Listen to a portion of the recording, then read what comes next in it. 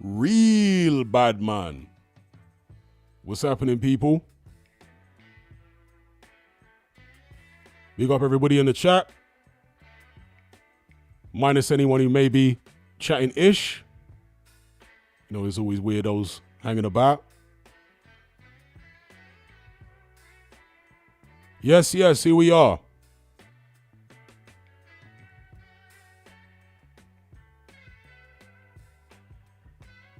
Island Grill says, bust some Studio One. So he's song requests. Shout out to Will Murray, Mr. Luca.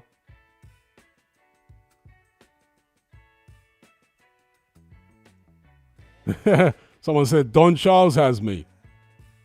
Not yet.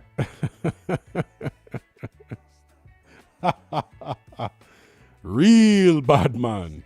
Shout out to Anthony YouTube. All right. So we're just going to jump straight in. First of all, shout out to JR for the super chat early. He says, respect, Hatman. Appreciate the content as always.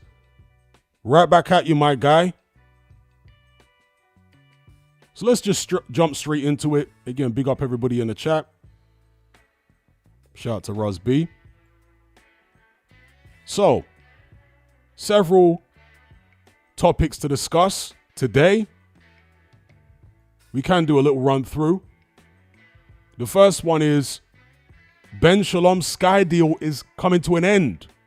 Apparently this fight or show coming up tomorrow is his last. That's what the interviewer, I think it was Oscar Bevis, seemed to indicate when he did this interview with Ben Shalom. We'll come on to that.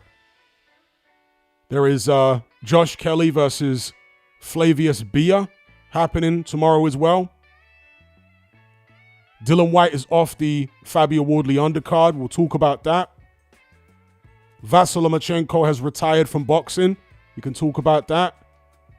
Lawrence Okolie, once again, is sending for Dillian White, and he's hinted at an August fight for himself. Didn't say who against. He just said that he's been in discussions with Turkey to fight in August.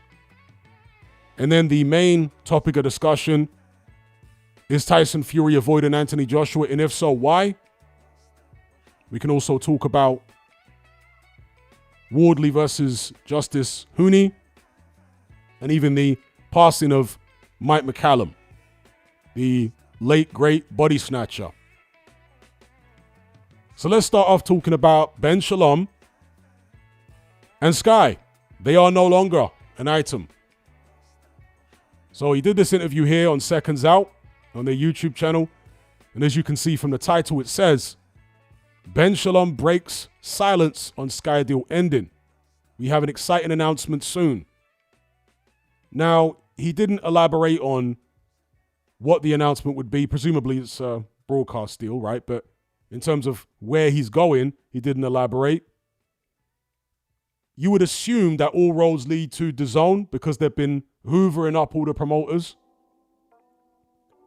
But I guess there's always the possibility of another broadcaster coming out of left field and Ben Shalom going in that direction instead. The other broadcaster, or the only other broadcaster I can think of that would have a serious budget for him, would be TNT. Would Ben Shalom go in that direction rather than going with DAZN? I doubt it, because then it makes things a little more complicated, doesn't it? If he's going to have his fighters on these Riyadh season cards and Ring Magazine cards and what have you. Because if DAZN have all the promoters in the UK, they can basically dispense with all the other broadcasters then. And making fights, well, it's all under one broadcast stable. Personally, I'm a little concerned about one broadcaster having everything. I would prefer if there was some variety, because monopolies generally are not good. Netflix would be another possibility, but I don't know. They don't seem to be really trying to get into boxing on a broader scale. They just seem interested in certain big fights. I mean, there was some talk about Dana White's Boxing League possibly being on Netflix because of the fact that the guy involved with WWE now, the guy who runs it, his, obviously, WWE is on Netflix and whatnot. So there was some talk about that, and that'll be interesting. In fact, I would like Netflix to seriously get into boxing. Not just the odd big event every now and then, but regular events, because they would provide some serious competition for DAZN. And Netflix, of course, have an incredibly successful business. And DAZN initially claimed that they wanted to be the Netflix of sport. But the business model hasn't worked out for them because they haven't been able to acquire enough big sports other than boxing to keep themselves afloat, right? So they've had to go the pay-per-view model and so on and so forth. They're spamming pay-per-views at this stage, DAZN. Whereas Netflix have already got an enormous subscriber base. They showed with the Jake Paul-Mike Tyson fight, and I have to imagine both guys got paid quite well. They showed that they can put on big events, expensive events, without pay-per-view.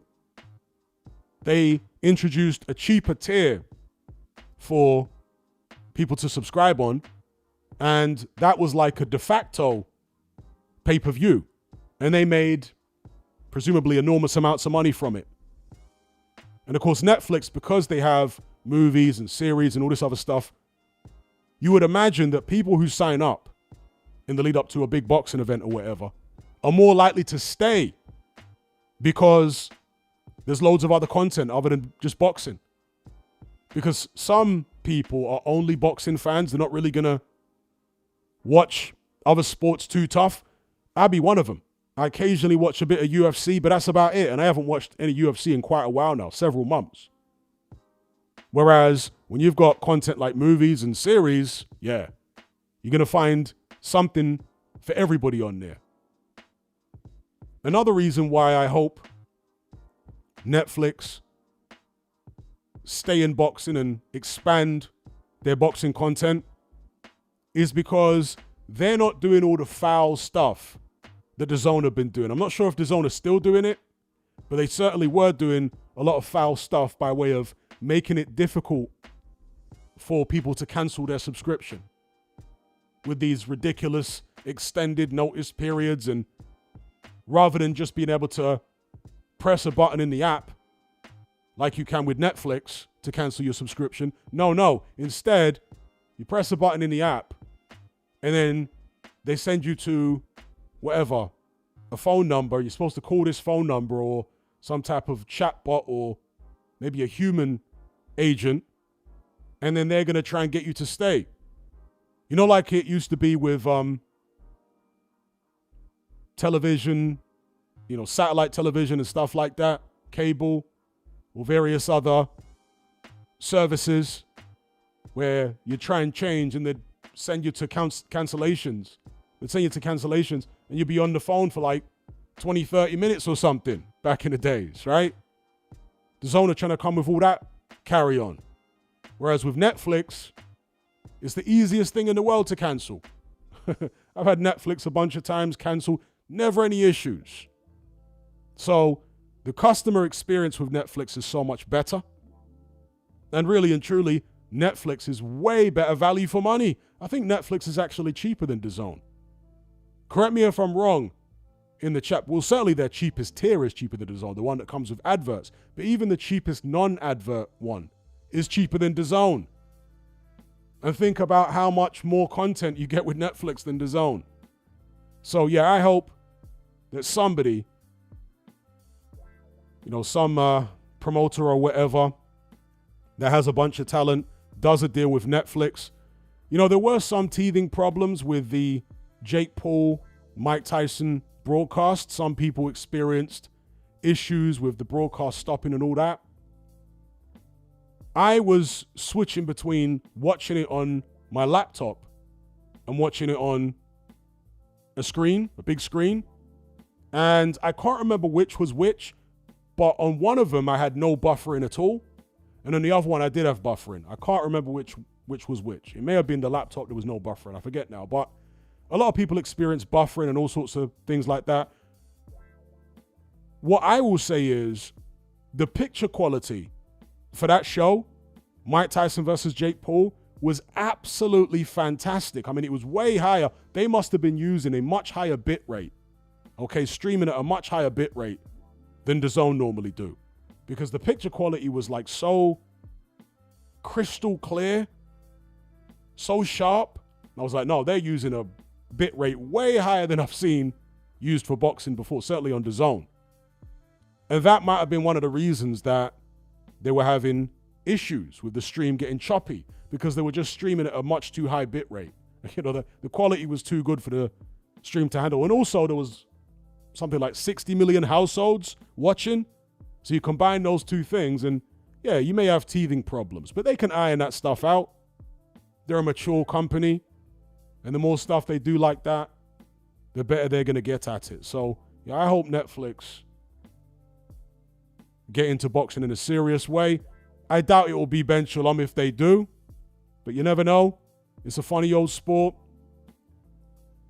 I guess another question would be, is there the possibility that Ben Shalom doesn't manage to get another broadcast deal? Well, he says there are several offers on the table. So, you know, he sounds positive that there will be another broadcast deal. Shout out to Mr. Luca for the super chat. He says, Senior can't handle that Junior's more relevant than him, ? I'll comment to that. And just Brian, is it Brian or Brian, says, thoughts on Amazon giving PBC the boot. Has that happened? Okay, that's news to me. I haven't heard that. If they have given PBC the boot, it's not surprising, because PBC are so infrequent with their shows.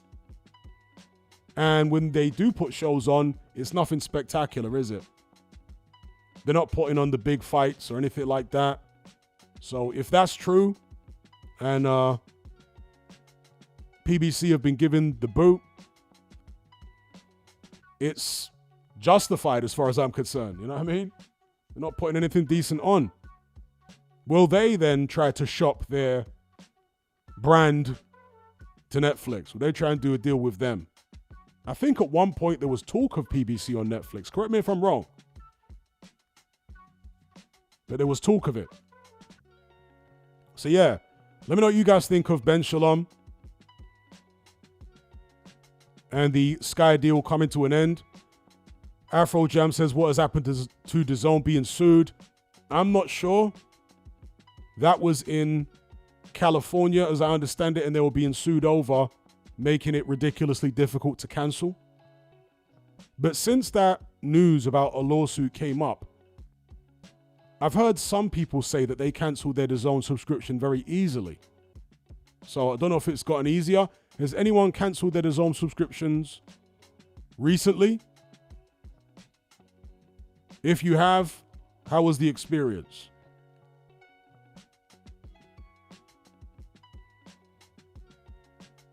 Michael says Boxer has been a bit of a washout, to be honest. I mean, they have done a few successful shows, one of them obviously being Chris Eubank Jr. versus Conor Benn. Actually, no, that was DAZN, wasn't it?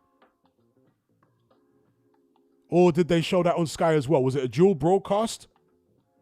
Because it was obviously Ben Shalom and Eddie Hearn.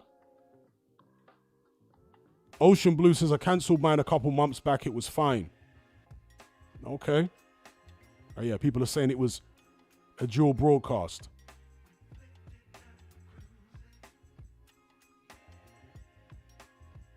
Michael Thompson says, I didn't even get a month past the DAZN in fear of being tied to them for a year. Yeah, their practices have been really, really questionable.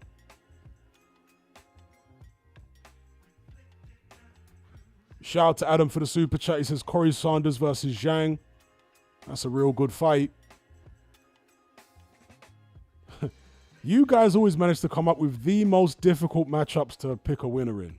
I don't know how you do it, but you always do. And there's such random matchups that I've never thought of before in my life. That is such a difficult matchup.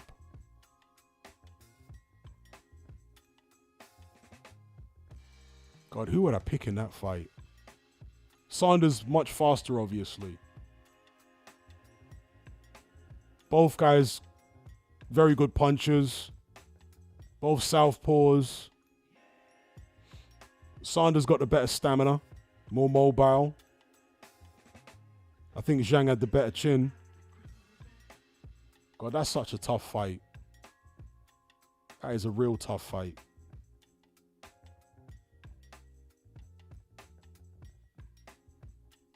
I'm torn between them. I'm going to just slightly go with Sanders, but not with much confidence. That's a real tough fight to pick.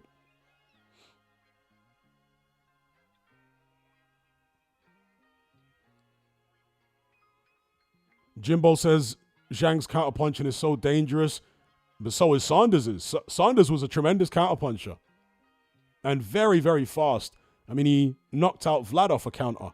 That's what started the trouble for Vlad in the first round. It was a Sanders counter. He followed up with very fast punches and down went Vlad. And it was actually similar in the first round when he fought Vasiliy. But he caught Vasiliy with a left hand, a counter, and Vasiliy ended up going down and they didn't call it. That was a knockdown. That was the actual knockdown that Vasiliy did suffer in his pro career, but as I say, they never called it. But they should have called it. It was definitely a knockdown. The only time we'd seen Vasiliy hit the canvas in a pro bout. Anyway, let's move on from Mr. Ben Shalom. Watch this space as far as where he goes next. If he can get another broadcast deal. I'm guessing it's going to be DAZN, but we shall see. Next point of discussion here. Josh Kelly fights tomorrow, I believe on Channel 5, against this guy, Flavius Beia. Now,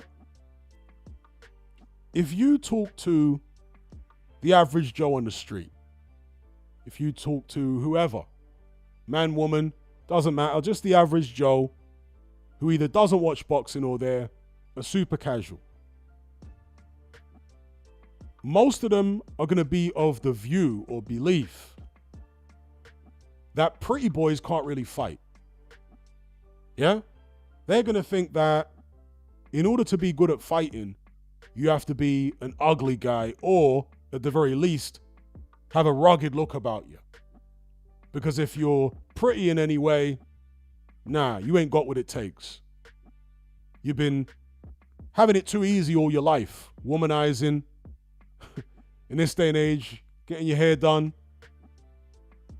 being all manicured. Pretty boys can't fight now. Obviously, those of us who are boxing fans, we know that that's not strictly true, is it? It isn't the case that pretty boys are necessarily, even if they're athletic and whatever, not tough. Because some of them are very tough mentally and physically. A prime example, maybe the best example of a fighter who is considered pretty by a lot of the public and certainly by himself was Muhammad Ali, or Cassius Clay as he originally was. He was constantly telling everybody how pretty he was. But he could really fight, and he was as tough as they come. Massive heart, no quit in him. Went in there with the biggest and the toughest and the ugliest, and he came out on top most of the time. Another example would be Oscar De La Hoya. He was considered a pretty boy. But De La Hoya was tough. You know what I mean? De La Hoya could fight, and he was a tough guy. He had heart, all that type of business.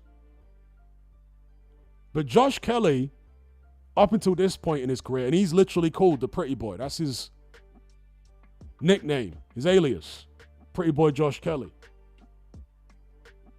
Up until this point in his career, he does fit, in my opinion, this stereotype of a pretty boy who has all the flash and the athleticism and the speed and the fast twitch muscles, but he doesn't have the intangibles.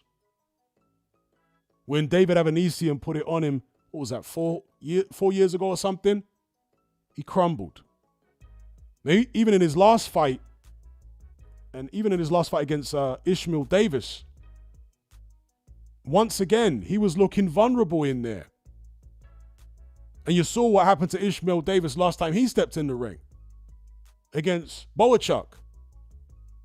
So Ishmael Davis is no great shakes, a solid domestic fighter.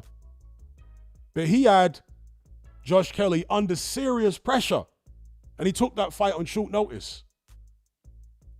So Josh Kelly, again, fits the stereotype of the pretty boy fighter, all style and no substance.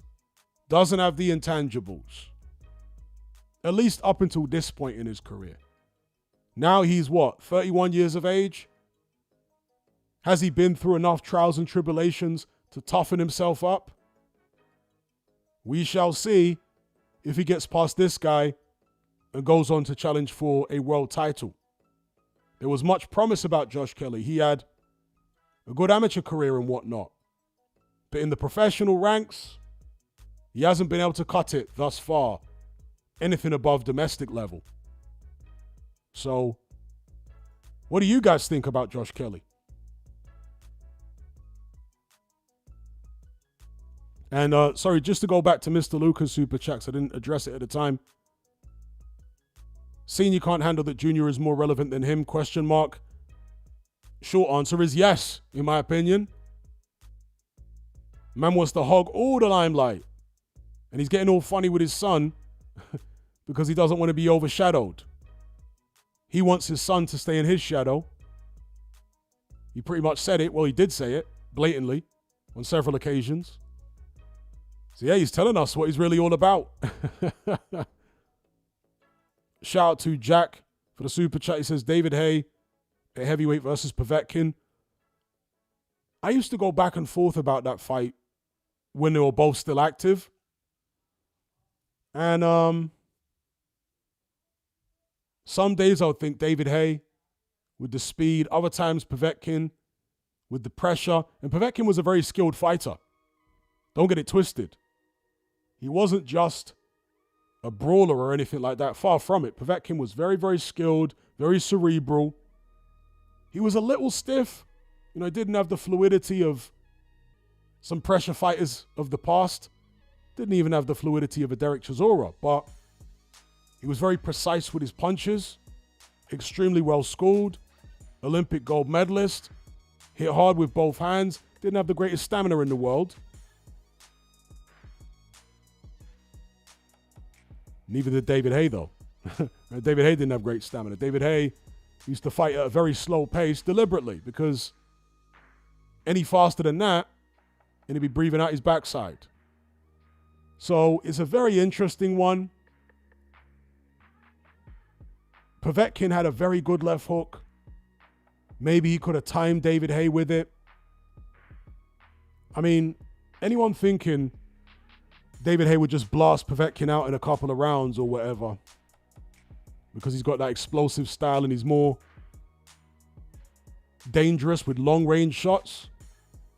Bear in mind that Alexander Povetkin, who was caught juicing, let's be real, managed to survive 12 rounds with Vladimir Klitschko, taking all Klitschko's best shots. For my money, David Haye doesn't hit any harder. David Haye doesn't hit any harder than Vladimir Klitschko. And Povetkin went down a couple times, I think, against Klitschko, but he kept getting back up and he kept fighting on. He went 12 rounds and he was getting hit clean shots. And he was getting leaned on, which is extremely exhausting. Really, Vladimir should have been disqualified in that fight because the amount of leaning was just ridiculous. The holding and leaning on, absolutely insane. So it's a real tough matchup. I would slightly favor David Haye. Slightly. But again, a real tough matchup from you guys. Shout out to Jay for the super chat. He says, thoughts on your boy Bill Gates investing most of his wealth, $200 billion, into Africa?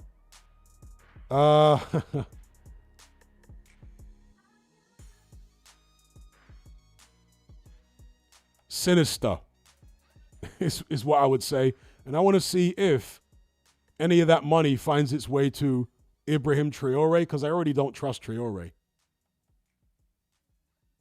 If he ends up getting some of Gates' money, but you wouldn't have thought he would, but then again, Gates might put his money through different organizations that sound like they're nothing to do with him. That's typically what these people do.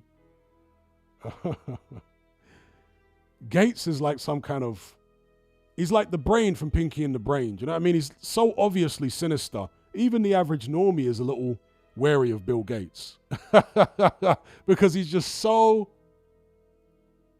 overtly sinister. His mannerisms and the way he talks, everything about him, even your average normie is kind of a little leery of Bill Gates. So, yeah, sinister, I would say.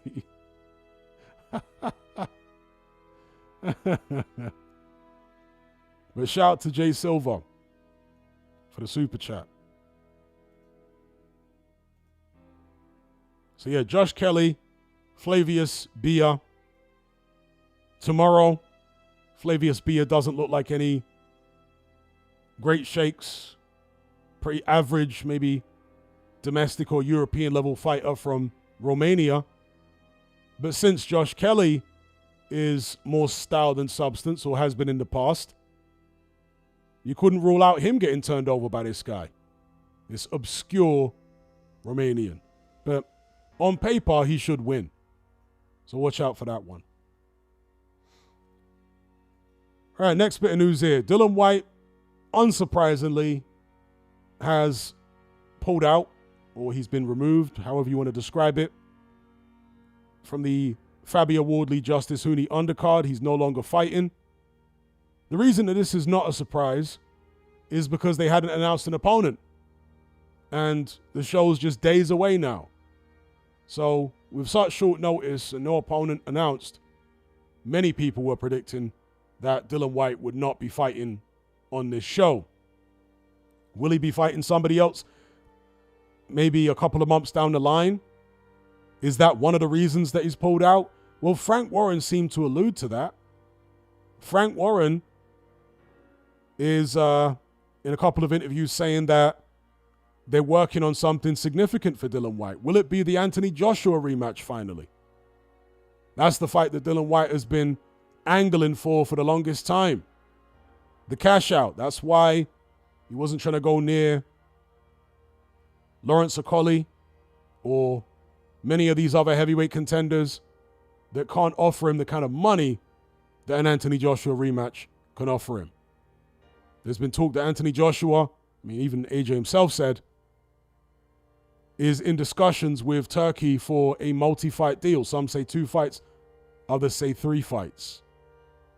If it's a 2-fight deal, could the first one be Dillian White? Because that's what was put out there by Spencer Fearon and Tunde Ajayi. They said the first in the, I think they said 3-fight deal would be Dillian White, followed by Jared Anderson, of all people, and then finally Tyson Fury. So we shall see. But the Can Man, as he used to call himself, and by the way, Dillian White's nicknames, we have to just be real about this, are all taken from other fighters. The body snatcher was taken from Mike McCallum, but I'll give him that one because they're both Jamaican, and Jamaica doesn't produce that many fighters these days. So, all right, let him take the body snatcher moniker.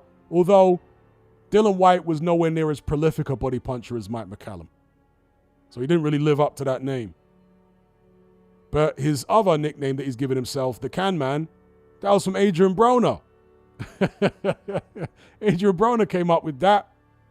But Dillian White teethed it and started using it for himself.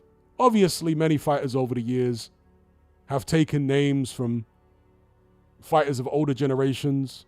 Ricky Hatton took the Hitman name from Tommy Hearns and so on and so forth. But at least there was a passage of time. Decades, right? Well, actually not decades. Ricky Hatton was fighting in the 90s, I think. Back end of the 90s? When did Ricky Hatton turn pro? Must have been back end of the 90s. Or maybe very early 2000s. And Tommy Hearns was fighting until late into the 90s. But anyway, in terms of Tommy Hearns' prime, yeah, decades before Ricky Hatton's prime. So there's been a certain passage of time. You can accept people taking names from fighters of bygone eras. But in the case of Dillian White taking on the name the Can Man, he and Broner are contemporaneous in terms of when they were fighting around their peak. Just literally teeth in a name off a next man. Not like that was his official nickname. It was still the Body Snatcher, but he used to call himself the Can Man all the time. Maybe he still does. So yeah, Dillian White off the show. Let me know what you guys think of that one.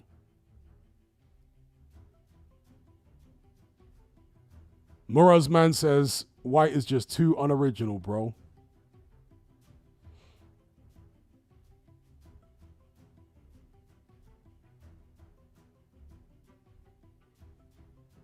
K1 Green says, I suspect Fury is retired for real. I doubt he fights AJ. The guy is completely shot. I mean, his legs are completely gone. We'll come on to that.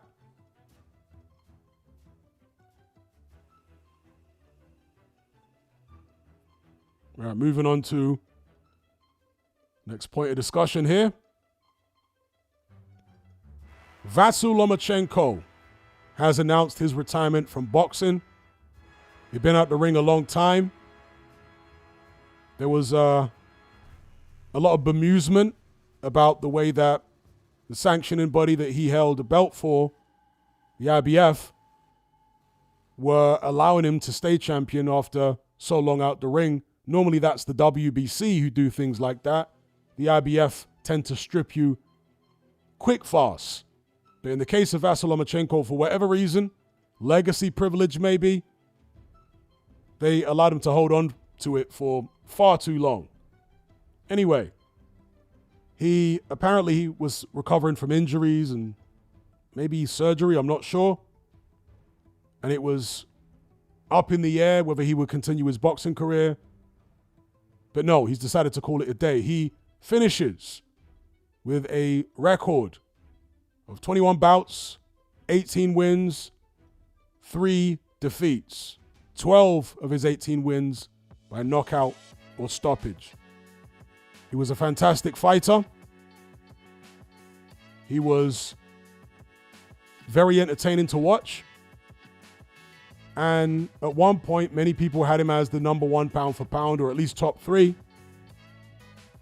He certainly didn't introduce, but maybe reintroduced Orlando Canizales style footwork to top-level boxing.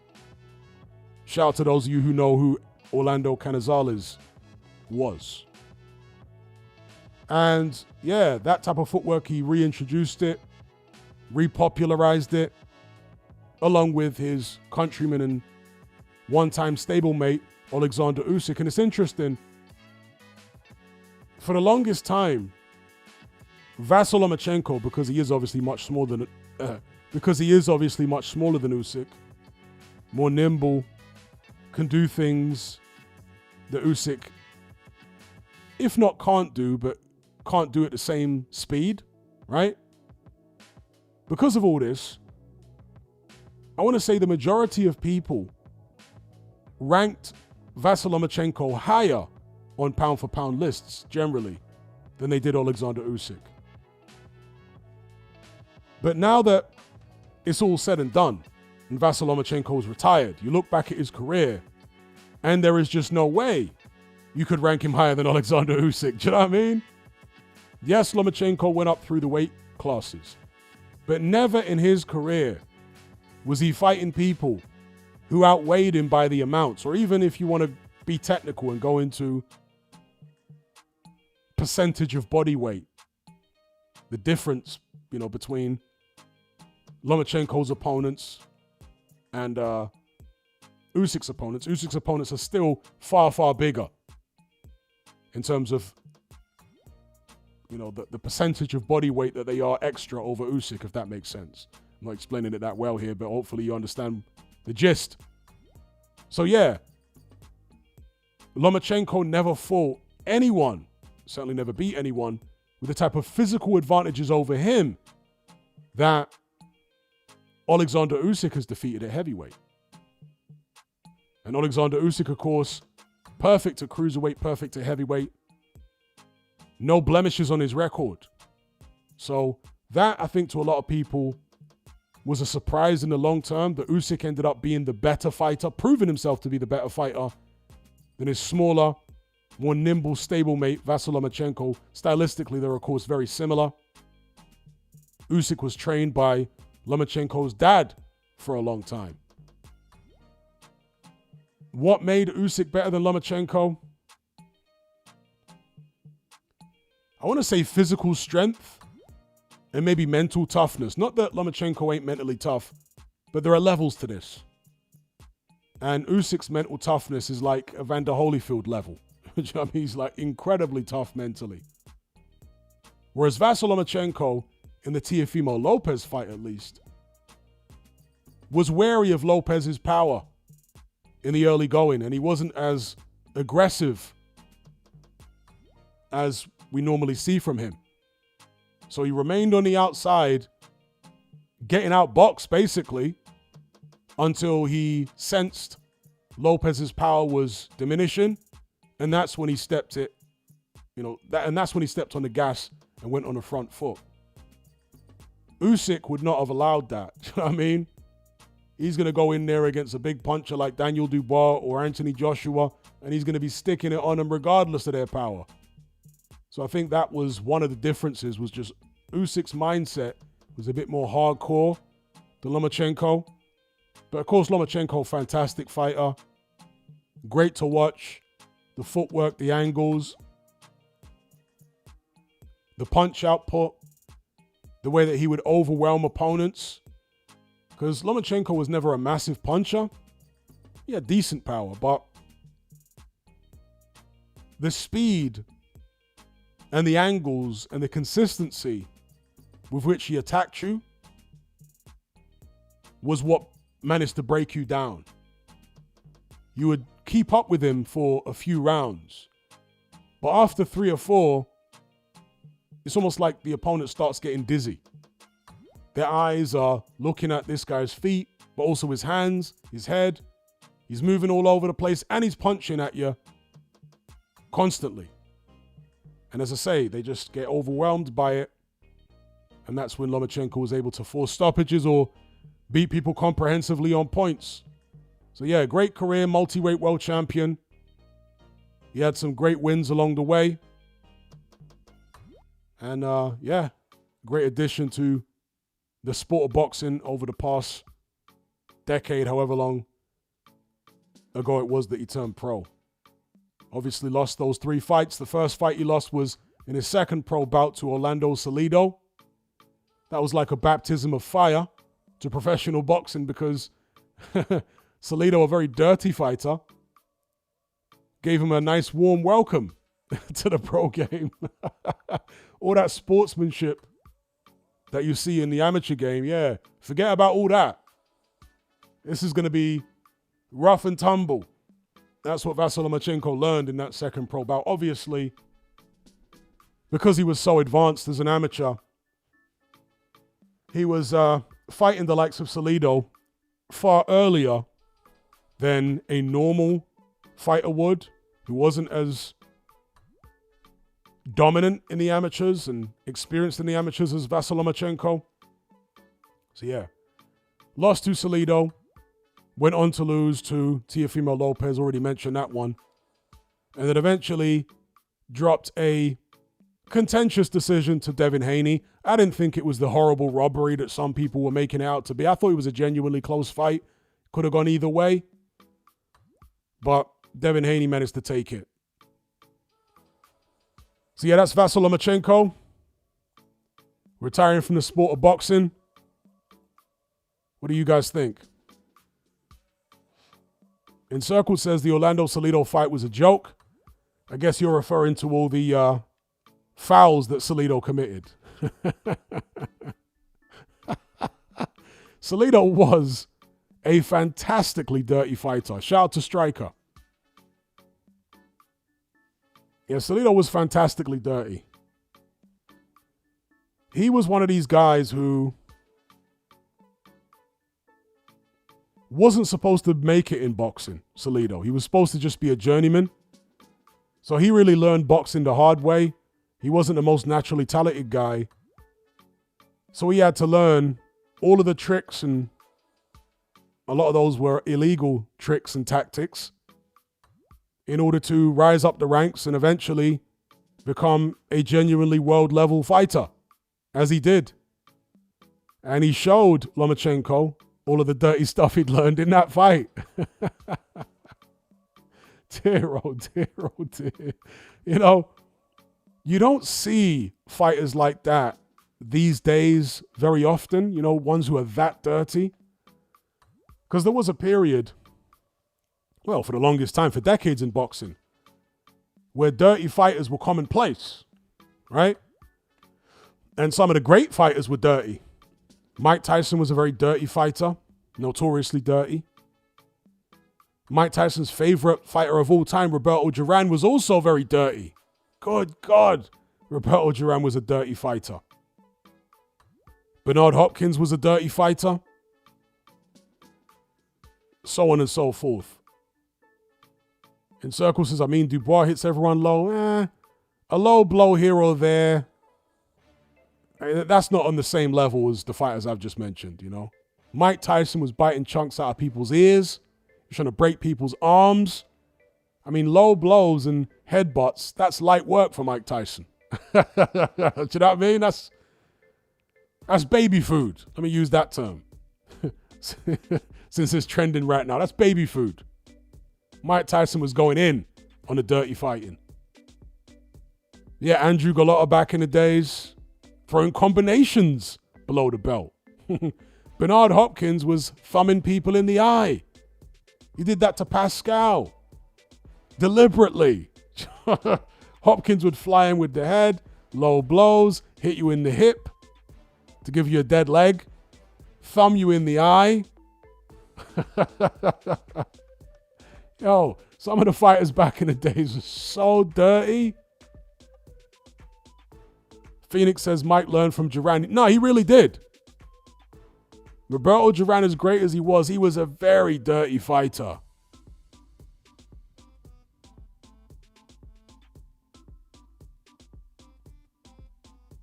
Encircled says, I was more thinking of pre-prison Mike. Pre-prison Mike was dirty too. Oh, pre-prison Mike was very dirty. He hit people when they were down. He hit on the break. He hit after the bell. Flew in with the head. Used to smack people with elbows in the mouth deliberately. Oh, pre-prison Mike Tyson was hella dirty. He just upped it another level still after prison. Mike Tyson was absolutely one of the dirtiest fighters I've ever seen.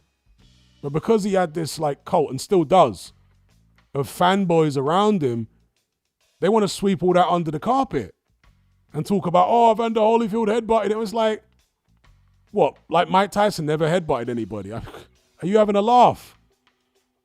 Mike Tyson admitted that Costamato taught him how to fight dirty.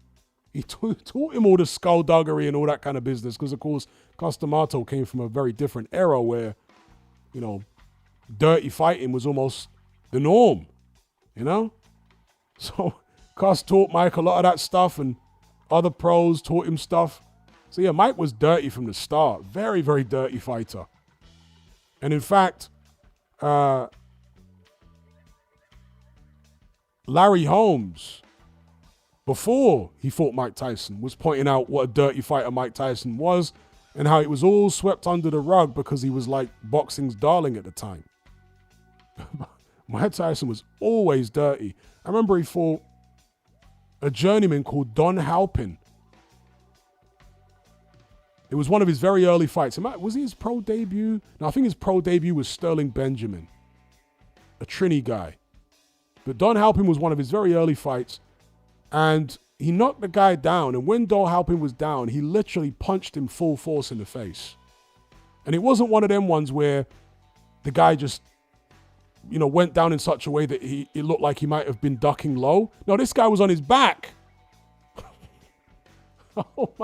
Mike was so dirty. Crazy how dirty he was. But anyway.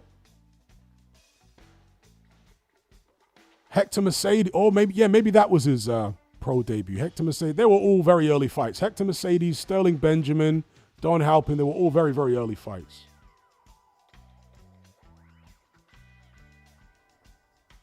But yeah, anyway, Lomachenko retires from boxing. Again, record of 18-3. He will certainly be inducted into the Boxing Hall of Fame a few years from now. All right, so Dillian White once again sending for... not Dillian White, excuse me. Let me remix it. Lawrence Okolie once again sending for Dillian White. Not sure why he's not sending for Richard Riakporhe. You know, if he's willing to fight Dillian White, there's no reason why he shouldn't revisit that Riakporhe fight which he pulled out of. And I've been somebody that's given Lawrence Okolie more props than most other people. And I find him very funny. Over the past, whatever it is, 18 months, he's turned into a comedian. Like a deadpan comedian. He's hilarious. Be that as it may, that Richard Riakporhe pullout, where Lawrence Okolie pulled out of the fight, he doesn't look good. When Lawrence Okolie's looking for Dillian White, this, that, and the other, he could be fighting Richard Riakporhe. Anyway, he says Dillian White is scared of him, but that he's in discussions with Turkey for a fight in August. Didn't say who against, but Lawrence Okolie, in recent weeks, has said that he is willing to fight Ajit Kabayel. He's willing to fight Martin Bakole. At one point, anyway, I'm not sure if he still is. Maybe there isn't enough ranking in it for him, but yeah, he said he's willing to fight Kabayel. He said he's willing to fight Joseph Parker, etc., etc. So will it be one of those guys in August, since Lawrence Okolie says there's discussions going on? Let me turn this one over to the chat. Who would you like to see Lawrence Okolie fight in August, and who do you think is realistic? Because they might not be the same thing, right? We can all say we would like to see Lawrence Okolie fight this one or that one, but whether that'll actually happen or not is something different. And I'm sure some people are going to say they don't want to see Lawrence Okolie fight at all. Despite the fact that his last two performances resulted in first-round knockout victories, where we didn't see any hugging.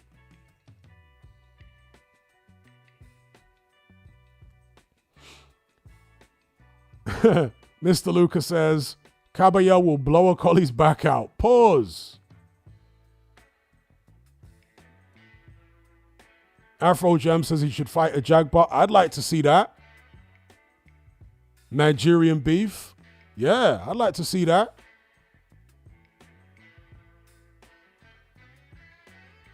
And there isn't enough of that, because there have been so many Nigerian heavyweights over the years, going back to the 1990s, and they never seem to fight each other.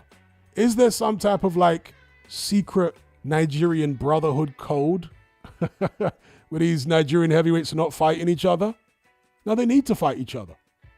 So, for example, there were two British-based Nigerian heavyweights in the 90s who went on to pick up versions of the world title, in Herbie Hyde and Henry Akinwande. Now, they did fight each other in the amateurs. I think it was in the ABAs.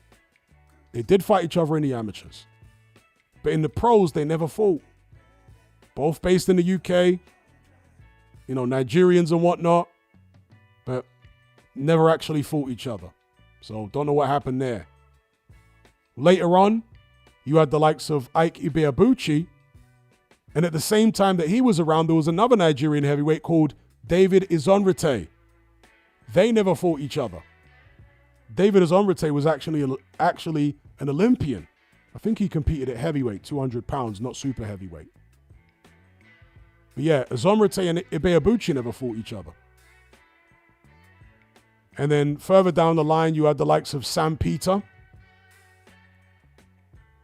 Was there a Nigerian heavyweight that was contemporaneous with him? I forget now. There might have been. Or perhaps he was the only one at the time.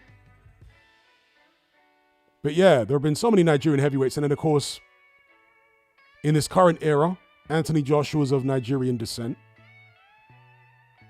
He's never fought Efe Ajagba, but him and Ajagba are apparently friends. They're brethrens, buddies. You know? What's this secret Nigerian pact thing all about?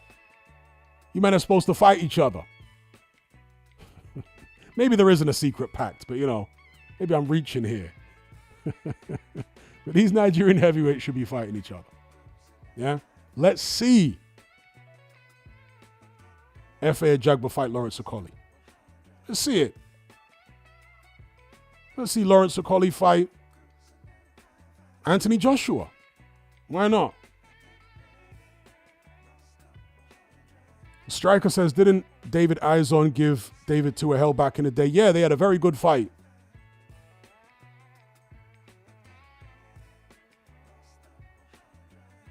Afro Jam says, Izzy Ogono was his contemporary, although Ogono was based in Poland. Contemporary with who?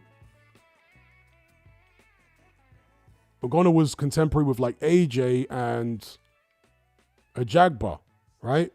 So I guess you could say he was another one from that generation. Naba says, does Dillian make more from an Okolie fight or Chisora? Definitely Chisora. Definitely Chisora.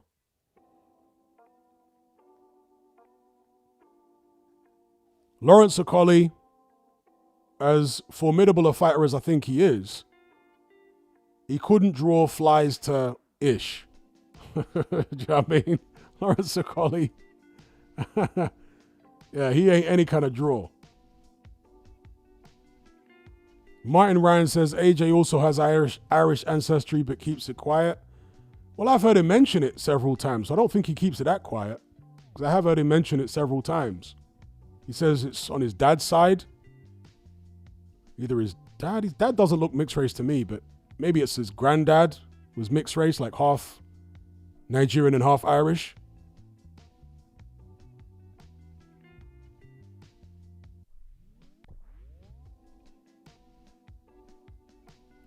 Ibrahim says, no need in seeing a Chisora fight again, in my opinion.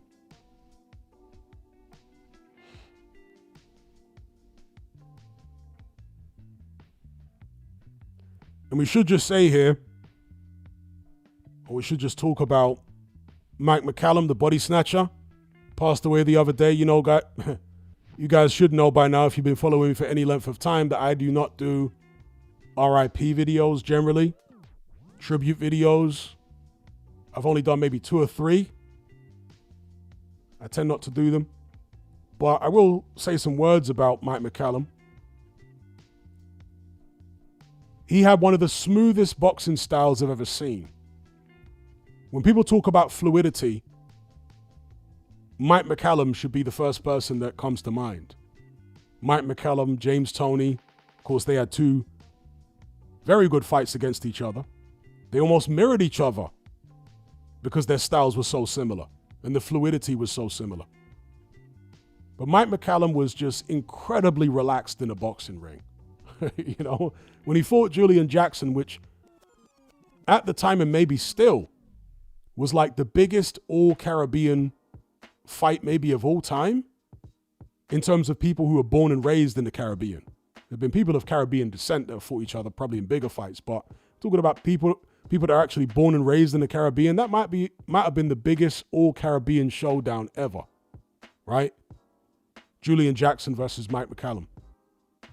And Julian Jackson had a padded record. He actually had more fights than McCallum at the time, I think. But his record was padded.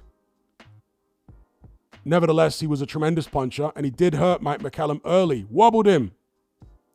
Had Mike McCallum doing the stanky leg. But McCallum, who had a great chin, managed to recover and stick it on Julian Jackson and stop him. In a short fight, but a very explosive fight. He showed his experience in that one. His own punching power, his hand speed, his shot selection. You know, Mike McCallum had every punch in the book. Straight shots, hooks with both hands, uppercuts, body punches, of course. Hence his name, the Body Snatcher. And he was named the Body Snatcher. I think it was by somebody in the Kronk gym. It might have been Tommy Hearns that named him. It was somebody in the Kronk gym. And he was sparring somebody and tearing their body to pieces. And somebody at ringside watching the spar said, "He the Body Snatcher." Yeah.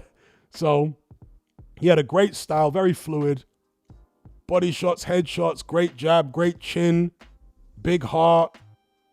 He had virtually everything, Mike McCallum. When people say that somebody is a complete fighter, Mike McCallum was a complete fighter. Wicked knockout over Don Curry. Right? So many great wins in his career.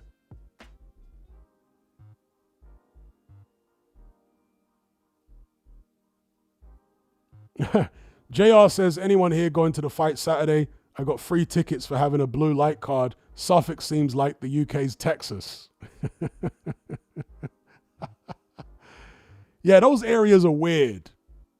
Whenever I've met people from that part of the country, they've always been kind of weird, bro. There's probably people from that part of the country in the chat right now. Shout out to all of you. I'm sure you're not all weird, but the ones I've met, I don't know, when you're from London and you start meeting people from the home counties, I don't know. The vibes are very, very different. The way they communicate, just the whole vibe is often very different. Whereas when you go somewhere like Manchester, you get the vibe. Even if the vibe's different to London, you get it. Birmingham, well, we spoke about Birmingham in the previous stream. Let's not go there again. But anyway, yeah, shout out to JR. So anyway, let's move on.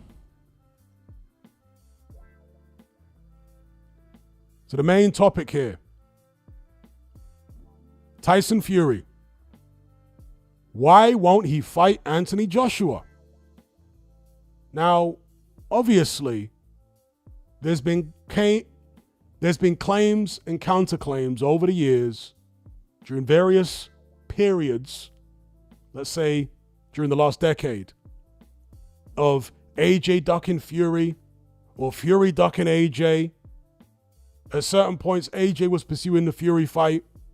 Hearn actually offered Fury the AJ fight a couple of times. Then there were other occasions where Fury offered AJ the fight, and it didn't happen. The closest it ever came was during the global shutdown, when Anthony Joshua was still champion. Tyson Fury had the WBC belt. He was coming off that second fight with Deontay Wilder. And both guys had a free schedule. They were trying to put it together, at least Eddie Hearn was. They got assurances from Bob Arum and Tyson Fury's team that the Deontay Wilder arbitration would not be an issue. Bear in mind, Bob Arum is a lawyer by profession. That's what he was, and he was working as a lawyer at an extremely high level. I think at one point he was working for the federal government or something. So Bob Arum knows legalese, okay? He understands contracts. The man's literally a lawyer. And he was saying, oh, this Wilder thing's not a problem. Forget about it. We can do the Joshua fight. Giving all these assurances publicly. I've got my own thoughts about that. But anyway, it looked at the time as though the fight was going to happen. AJ was on it, no question. But in the end, it was scuppered after Tyson Fury kind of dubiously a day or two earlier said, yeah, the fight's on. He must have known a couple of days out that Wilder was going to win the arbitration, you know? I found the timing of that very, very dubious from Tyson Fury. But either way, the Deontay Wilder arbitration was an issue, and the fight didn't happen then. Since that time, Tyson Fury offered Anthony Joshua the fight in the immediate aftermath of AJ losing to Usyk the second time. I thought that was a very cynical move by Fury. Why are you looking to fight a guy that's coming off back-to-back losses instead of fighting the guy that just beat him twice? What a weird thing to do. On top of that, not only was AJ coming off back-to-back defeats, but he had a mental meltdown in the ring after the second Usyk fight. And Fury's springing this fight on him when his confidence is rock bottom. Just typical Tyson Fury stuff, really. Anyway, since Fury has had his back-to-back losses to Alexander Usyk, and Anthony Joshua's coming off another loss, his most devastating so far in his career, to Daniel Dubois, now he and Fury are in a similar boat. Neither man has a belt, both coming off defeats. Surely, in the twilight of their careers, AJ says he wants to fight. He's willing to do it. He's probably been waiting all this time without announcing a new opponent in hope that Tyson Fury comes out and says, yeah, let's go.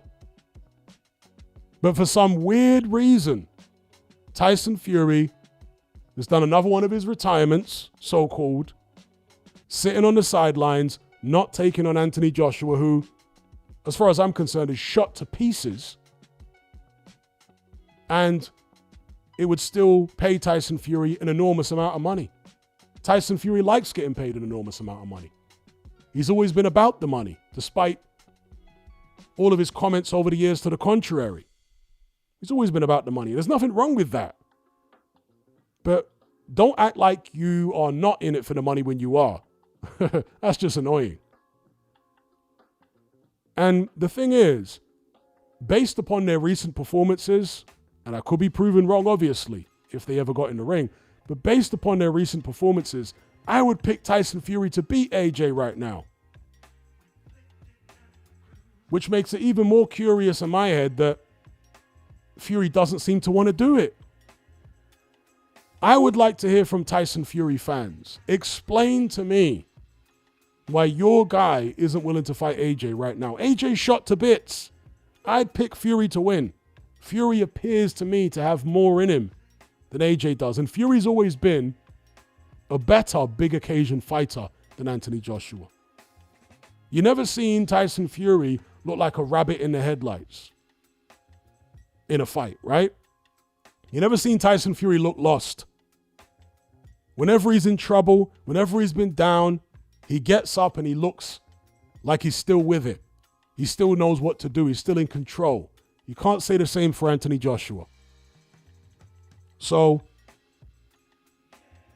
as much as I rate a lot about Tyson Fury's fighting ability, the fact that he's neglecting to come out of this silly retirement thing and take on a washed Anthony Joshua, he'd still get loads of slaps on the back from the public for beating AJ, even at this stage, because of how long-standing the rivalry's been. He'd still make a shed load of money, and surely, if AJ is as terrible a fighter as Tyson Fury's fans have been saying he is for all these years, especially now that he's washed up, that should be baby food for Tyson Fury. That should be like taking candy from a baby. And we know that Tyson Fury is perfectly happy to sell a load of tickets, make a load of money, fighting people that are many levels below him. We saw that when he fought Francis Ngannou, an MMA fighter making his pro debut in boxing. So Fury's got no issue fighting somebody who's levels below him in the minds of the public and in his own mind, right? Had a trilogy with Derek Chisora that nobody asked for. So if he's willing to fight all these guys who aren't up to much, please, Tyson Fury fans, explain to me why he won't fight Anthony Joshua now. Oh, he's happily retired and this, that, and the other. How many times has Tyson Fury, quote unquote, retired? I don't take Tyson Fury's retirement seriously. Obviously, there will come a time when he does retire permanently. I think it was Kayvon Green in the chat saying that he thinks Tyson Fury is retired permanently now because he's shot. Well, whether Tyson Fury comes back or not, in my opinion, will depend upon who the heavyweight champion is after the Usyk-Dubois rematch, and also how good the winner looks. If the winner doesn't look particularly good, Tyson Fury's going to come out of retirement and fight him. I'm telling you, that's what's going to happen. If the winner looks totally dominant, better than ever, wins easily, then Tyson Fury is going to think a lot more carefully about whether he wants to come out of retirement and fight him. If it's Usyk who wins, whether he struggles or looks impressive, Tyson Fury is going to be tempted to try and fight him again. But hopefully Usyk doesn't just give him another shot. That would be ridiculous. I would criticize Usyk heavily for doing that.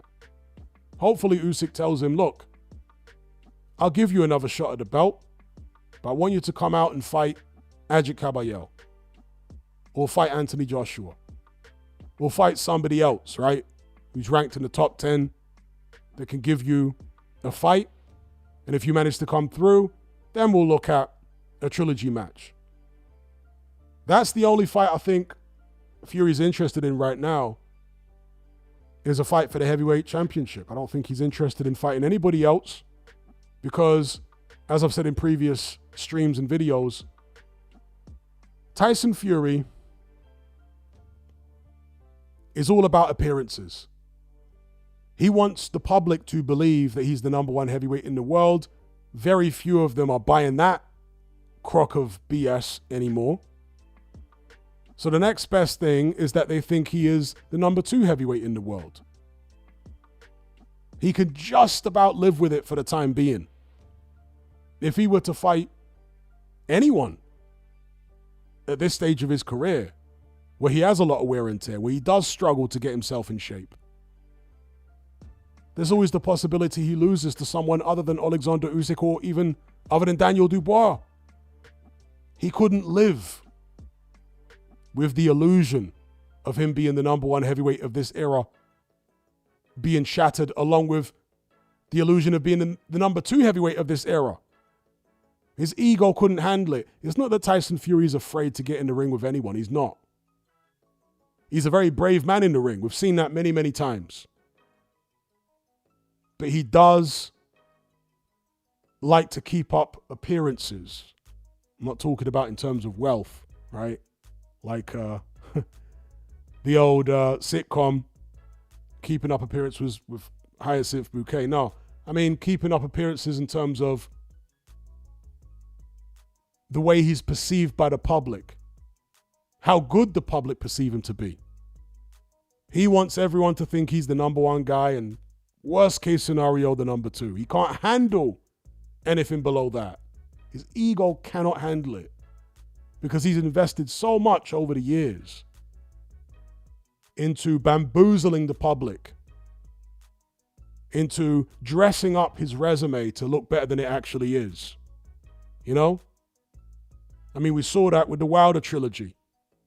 Tyson Fury and his team, in conjunction with PBC, they built Wilder up to be like the most dangerous puncher in heavyweight history. Ridiculous. I'm not saying that Wilder doesn't hit as hard as some of the hardest punchers in history, or harder. He may well do. When I say it's ridiculous to call him the most dangerous puncher in history, it's because Deontay Wilder is an extremely one-dimensional fighter. If you're talking about, elite heavyweight boxing, when you're comparing him to, other boxers in that realm, Wilder's boxing skills are terrible.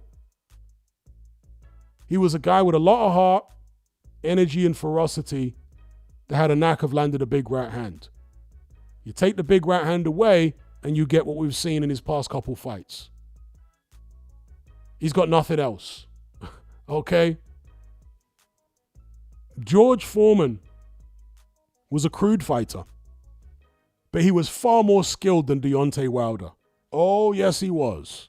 Far more skilled. Even though he threw wild-looking punches and it all looked very awkward, in terms of the craft that Foreman had, his craft was far superior to Wilder. George Foreman, a lot of people may not realize this or may not have noticed this, but George Foreman was actually a good counterpuncher. Even in his prime, right, when he was a raw caveman of a fighter, he was a good counterpuncher. Go back and look at the Ken Norton fight. When he's on the front foot, he's countering Norton on the front foot. That's what leads to the first knockdown. Yeah, so Foreman could counter. When, I want to say the old version of Foreman, when he came back in his late 30s, was better defensively. But even a young Foreman could get his arms in the way and he'd make it awkward for you to hit him. He had a great jab, one of the best jabs I've seen. And also Foreman had quick feet when he was young, believe it or not. He didn't always use them. He didn't always show his foot speed. But in certain fights, he did. So in certain fights, he'd get up on his toes and you're like, wow, Foreman can move around the ring really fast. Yeah, I went through all this in a 3-hour George Foreman film study that I did on my Patreon page on the boxing tier, the Boxing Brotherhood, a couple of months back. 3 hours of me, analyzing George Foreman fight footage. Yeah, I did on my Patreon page. It's still up on there for anyone who's interested in that content. But yeah, so George Foreman, as devastating a puncher as he was skilled. Yeah, as awkward as he looked, he was a skilled fighter. He had a great jab. One of the best jabs in heavyweight history belonged to George Foreman. And of course, Foreman had power in so many different shots. Left hook, right hook, straight right, jab, uppercuts. Deontay Wilder had power in his straight right hander. That's it. Nothing else. Uppercut was weak. Left hook was Just the right hand. A straight right hand at that. Not even a right hook. Straight right hand or nothing was Deontay Wilder. George Foreman had every punch in the book in terms of knockout power, as did Mike Tyson. Every punch in the book Mike Tyson had. Every punch you can think of, he could deliver it with knockout power. You get the point I'm making here. So, Fury and PBC built Wilder up to be something far greater than he ever really was. Such that, at least in the case of the Fury team, when Tyson Fury beat him, he would get far more credit for the win than he actually deserved. Here we have a guy in Deontay Wilder who, after becoming WBC champion by beating Berman Stavern of all people, blatantly ducked Vladimir Klitschko. His manager, Shelley Finkel, at the time came out publicly and said, Deontay's still a baby. I've shown screenshots of that interview many times, right? The text and whatnot on Boxing Scene, where Shelley Finkel was blatantly saying that he's going to keep Deontay Wilder away from Vladimir. All right? So Deontay was coddled, protected, could have fought Vladimir, didn't. Could have fought him a couple of times. Could have fought him when he initially became champion. And he could have fought him instead of AJ fighting him. Because Vladimir was exploring that fight. He was looking, after losing to Tyson Fury, to fight Deontay Wilder for his WBC strap. And Wilder said, no thanks. I'll let AJ do that instead. Hence, he was sat ringside while AJ was in there with Klitschko. Wilder also didn't fight Joseph Parker. What's up with that? Joseph Parker's never been somebody to shy away. Fought AJ in a unification, right? Joseph Parker has always been willing to take on the tough fights. But somehow Deontay Wilder don't want to fight Joseph Parker, or didn't want to fight Joseph Parker back then. And then, of course, there was the ridiculous saga with Dillian White, where Deontay Wilder was actively avoiding his mandatory challenger, #1 contender, for years. Now, personally, I think Wilder would have knocked White's head off. But that's not the point. The point is that Deontay Wilder and his team were so cautious and he was so coddled that they put off him taking on his mandatory challenger, who was a legitimate mandatory challenger, who earned that position with good wins at the time, and he was on a good run. Yes, he did fight Luis Ortiz. How good was Luis Ortiz? Do you know what I mean? And by the way, he only fought Luis Ortiz after Ortiz signed with PBC. Because prior to that, Wilder was saying he's no interest in fighting Ortiz. Facts. And then, of course, Wilder was offered career high purses 3 times to take on Anthony Joshua. The final occasion, he was offered over $100 million by DAZN. So you can't say it was Eddie Hearn doing a smoke screen. No, you can't say any of that. DAZN sat Wilder down with his team and offered him over $100 million to fight Anthony Joshua. Now, some people say, oh, it was a 3-fight deal. What are you talking about? The first fight was going to be Dominic Breazeale, his mandatory challenger, who he fought anyway. So that's irrelevant. Say, oh, 3-fight. No. It's irrelevant. He was going to fight Dominic Breazeale anyway because that was his mandatory. And that's who he did fight after turning down the deal. So that shouldn't have been any kind of catch or, something that should stop Wilder from signing on the dotted line. No. Man turned down over $100 million to fight AJ. The next 2 fights on the deal would have been AJ twice. Well, possibly AJ once, but depending on how the loser felt, there was the option for a rematch. Now, other people are saying, well, and this is how they talked Wilder out of it, because Wilder's not the sharpest tool in the box. But apparently his team talked him out of signing the DAZN deal by saying, DAZN are not telling you how much they're paying Joshua. If they're offering you over $100 million and AJ is a much bigger commercial draw than you, what difference does it make? You're not going to make that kind of money anywhere else anyway. The whole thing is just stupid, right? But Deontay Wilder not being very bright, not understanding that his team were working not in his best interest, but actually in the best interest of PBC and the networks that they were affiliated to, which were Showtime and Fox. They didn't want this new broadcaster, DAZN, getting themselves properly into the American market, getting a foothold in the American market. They didn't want that. So they talked Deontay Wilder out of signing the DAZN deal in order to keep their broadcast partners happy. But Wilder was never smart enough to figure that out. His fans certainly weren't smart enough to figure that out. Tyson Fury, of course, knew all this, but he took advantage of the naivety and stupidity of so many people and was pushing their narrative that AJ don't want to fight Wilder and all this rubbish. I just offered him over $100 million. What are you talking about? Yeah, Fury took advantage of all this and concocted a silly narrative. He and Wilder freezing Anthony Joshua out, trying to make him out to be irrelevant. Man had 3 belts. How's he irrelevant? These are the shenanigans that Fury's been carrying on with for all these years. And he's still carrying on with him even now.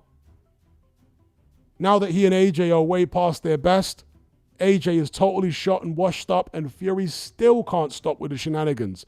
I've retired.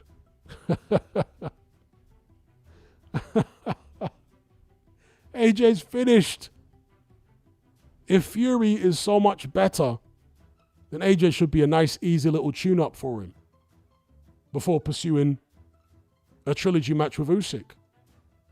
Come out of your little silly retirement, have a tune-up, bash up AJ in a couple rounds. Surely your fans think it's that easy. Get a massive payday out of it, and then on to the trilogy with Usyk. What's the issue? He said he wants to fight Usyk for a 3rd time, so this is the perfect gateway to it.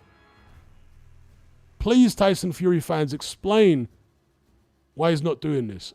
And to reiterate what I said earlier, I think Tyson Fury beats AJ right now. But As I've said for many years, Tyson Fury has never believed himself to be invincible. His fans have always thought he was invincible, but Fury never had the delusional level of belief in himself that his fans had. He had a lot of belief, don't get it twisted, but not the ridiculous, cartoonish levels of belief in himself that his fans had in him. If he did, he would have taken so many other fights earlier. If he did, he'd have taken the Anthony Joshua fight. He would be taking the Anthony Joshua fight right now. He'd be fighting AJ right now. If he thought he was as invincible and as supreme as his fans do.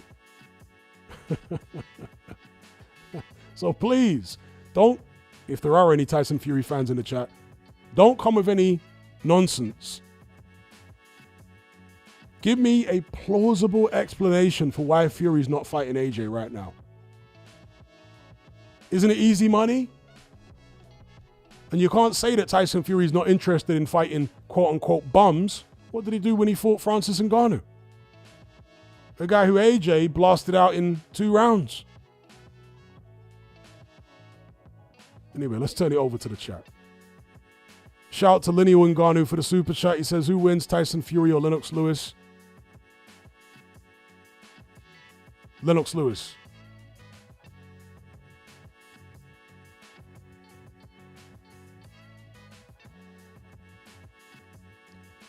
Taylor says, do you think Moses Atama will be at the top of the division at 35? I think he will be more of a Mike Tyson and peak early. Well, yeah, that is what history tends to show. History tends to show that the earlier you start, the earlier you finish.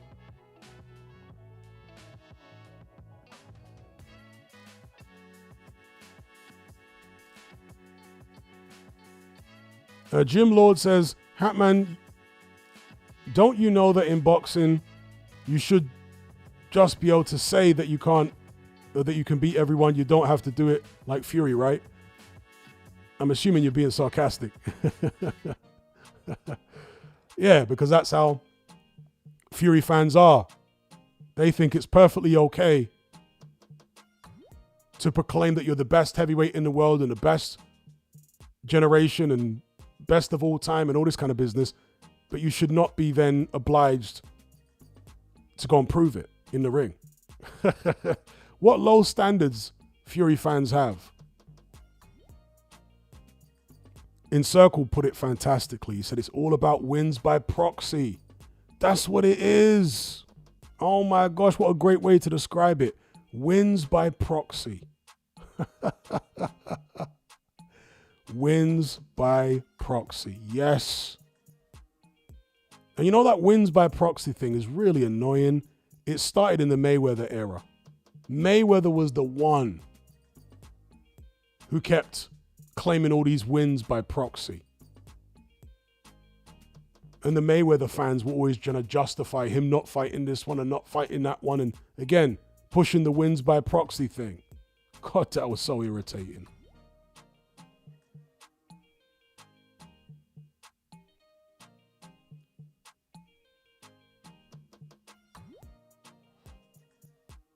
Shout out to Terry.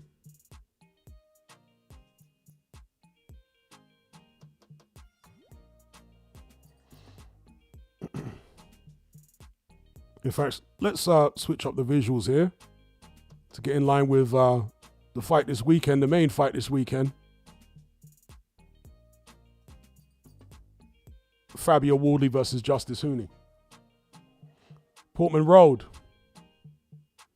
If any of you want to chime in on this one.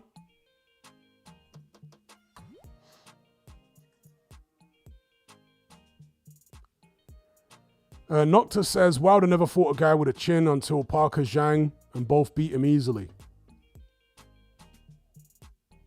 I mean, I want to say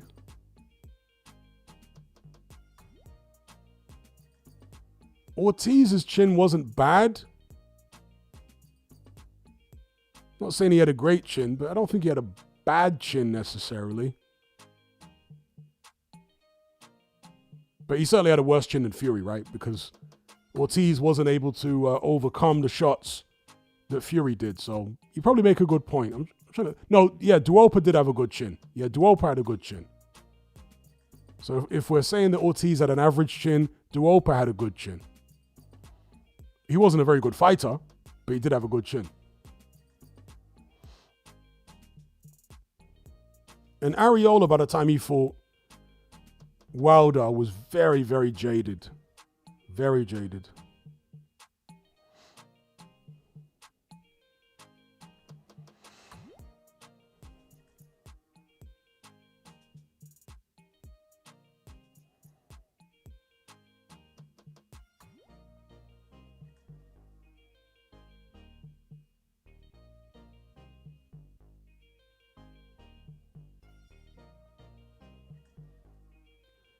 Alcuya says Ortiz ran out of gas more than anything because of his age. Well, you could say that about the first fight, although I wouldn't necessarily agree, but you can make an argument. Couldn't say it about the second fight, though, because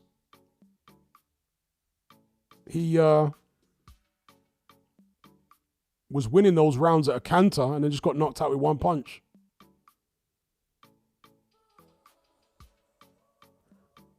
Now, I read your super chat, bro. If you scroll back about who wins Tyson Fury versus Lennox Lewis, I read that one.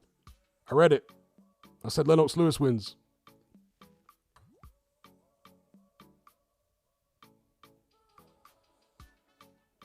You know, Lennox Lewis was very aggressive whenever he fought big guys, going all the way back to the amateurs.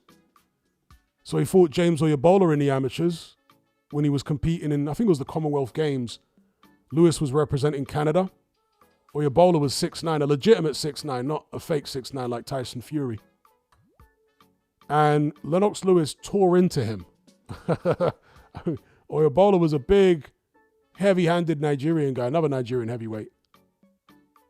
And Lewis just went straight forward. He used to call it Rambo style. Tore into James Oyabola, who was not just taller than him, but a lot heavier as well.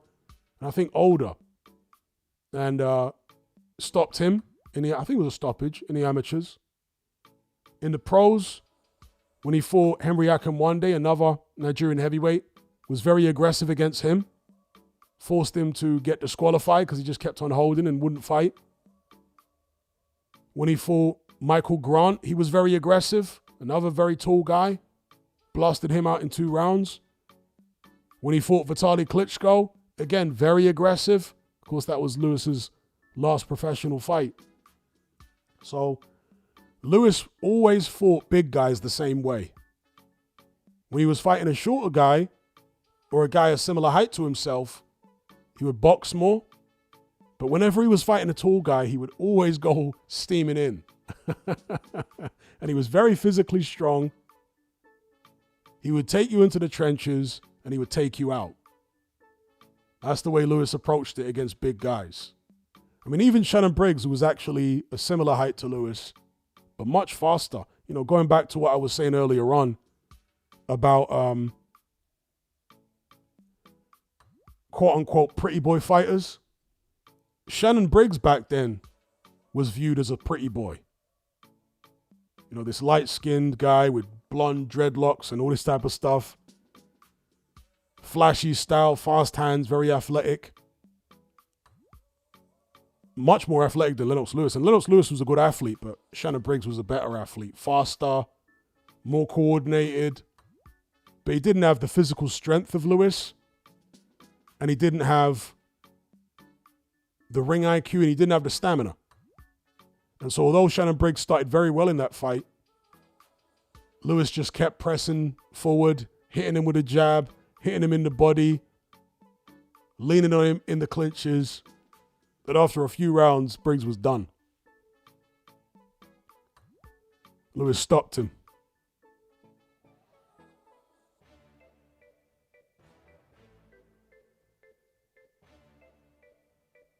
Tony says AJ generally fights guys who are taller than him better.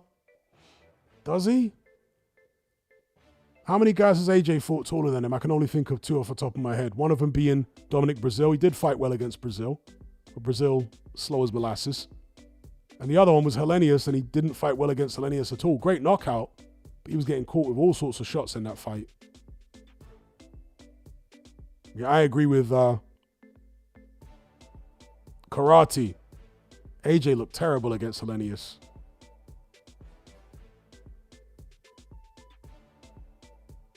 Bloody nose and getting caught with right hands and head snapped back with jabs. I thought he looked bad in that fight. Oh, Gary Cornish.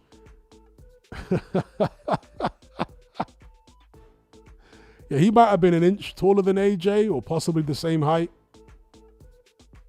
Gary Cornish. Dear, oh dear.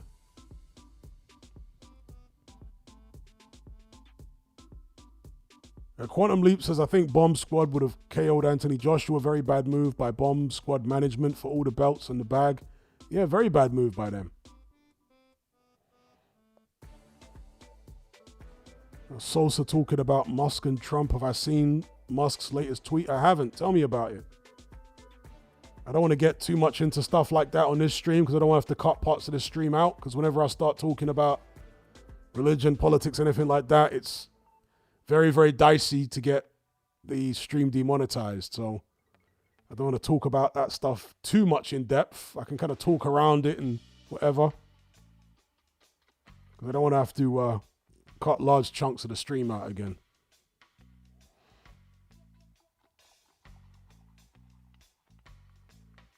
Shout out to Joe's Gaming.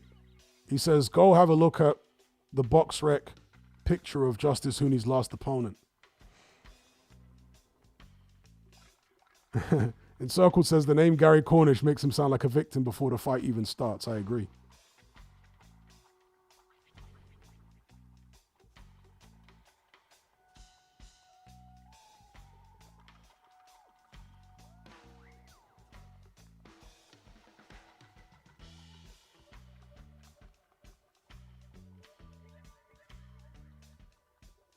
Oh, okay.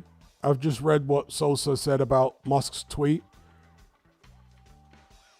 Well, I would expect him to be in those files.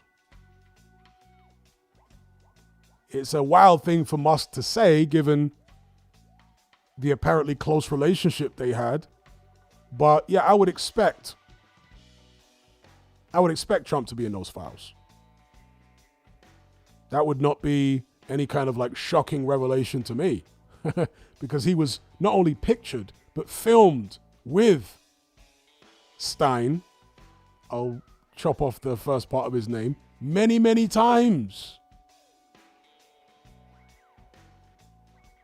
I showed on a Patreon episode I did a couple of months back, video footage of Trump with Stein,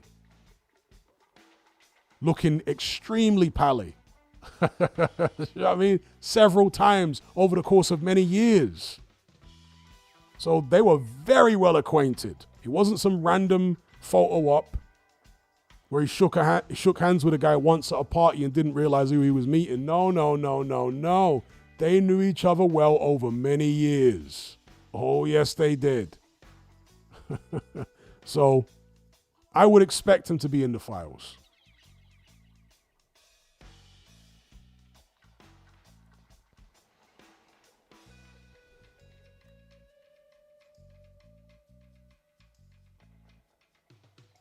No, I'm not going to do a live stream on my smaller channel. I'm trying to get that smaller channel monetized. I can talk about it on my Patreon. That's where I'll talk about stuff like this without getting monetization affected. Talk about it on Patreon.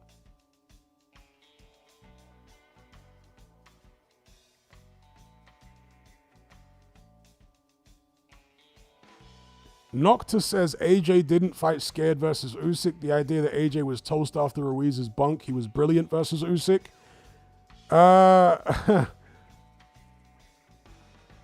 AJ wasn't washed up after Ruiz, but to say that he was brilliant against Usyk, I mean, you sound like Rob McCracken. AJ was far from brilliant against Usyk. In the first fight, he was pretty damn awful. In the second fight, he was better, but still not good enough, obviously. Still not good enough.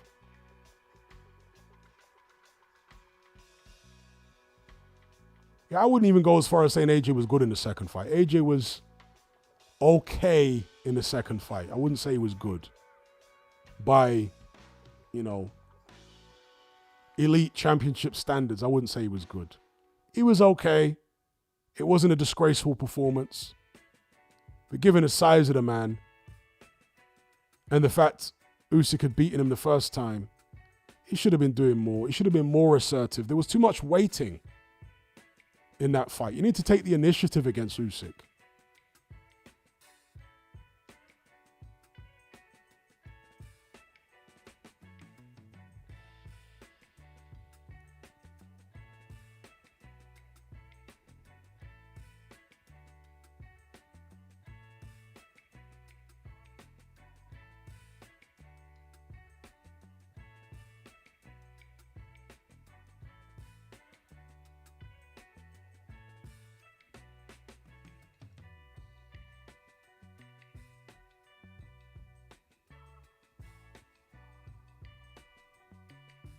Yeah, it's easier said than done against Usyk, but Derek Chisora managed to be very assertive against him.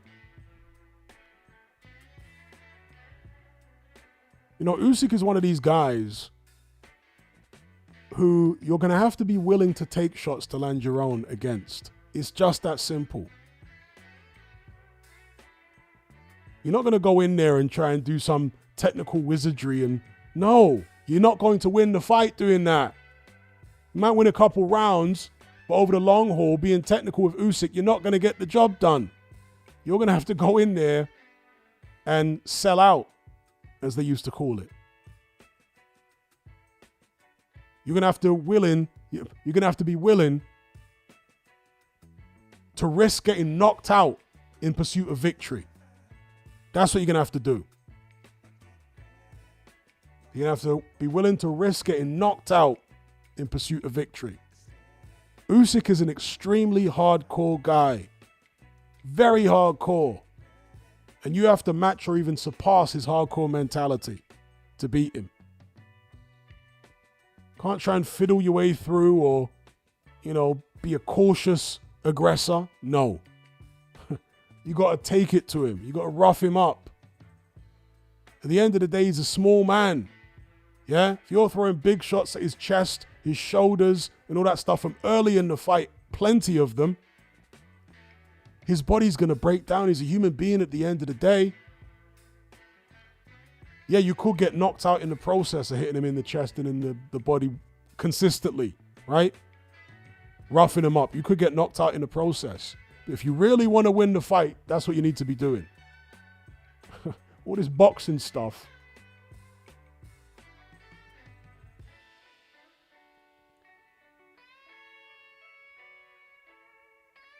EA says you can't maintain that for 12 rounds. Well, that's the gamble.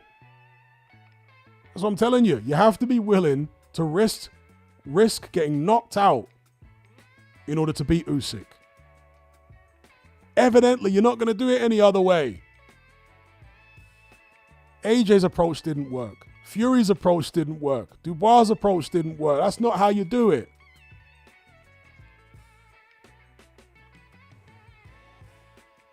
You have to make your size count. That's what you have to do. You have to make your size count. If you're not making your size count against Usyk, forget about it. You might as well not sign to fight. You know what I mean? You have to make your size count. And how you make your size count is by hitting him wherever you can hit him as hard as you can from early. The chest, the arms, in the body. Make your presence felt as a big man from the start. Don't warm into the fight. Jump on the guy. I've been saying this from the beginning. That's how you do it. And yes, you could get knocked out with those tactics. It's a do or die approach. You have to go in there with a mindset of either he's going to knock me out or let me remix it. You have to go in there with a mindset of either I'm going to knock him out or he's going to knock me out. This fight ain't going the distance. That's the mindset you have to beat Usyk if you're a bigger man who can't match him for the boxing and the work rate and the stamina and all that. You have to say, well, we're not going the distance then. Either you're going to knock me out or I'm going to knock you out. Let's do this.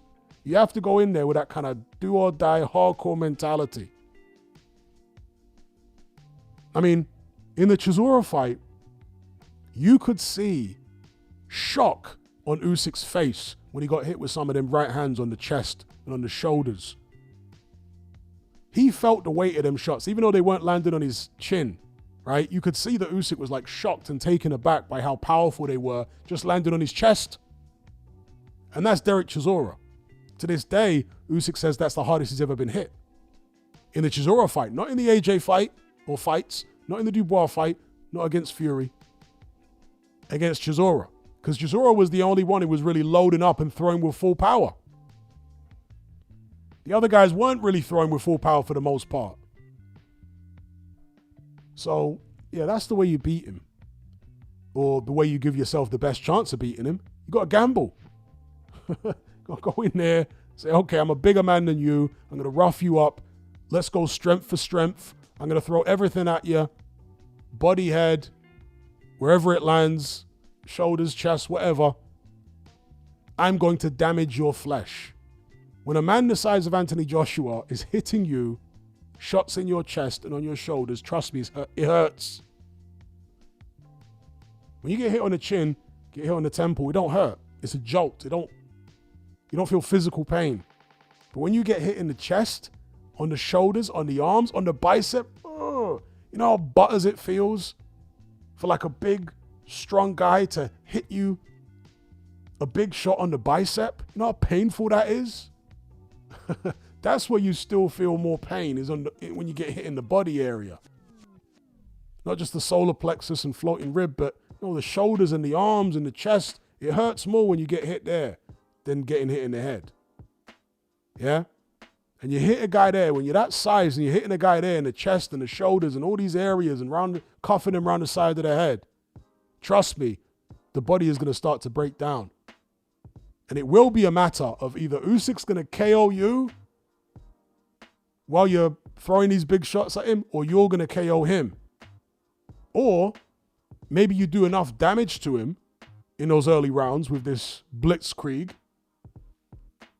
that you slow him down in the second half of the fight and he doesn't have that next gear that he always goes into down the stretch anymore, because you've taken it out of him with the early attack.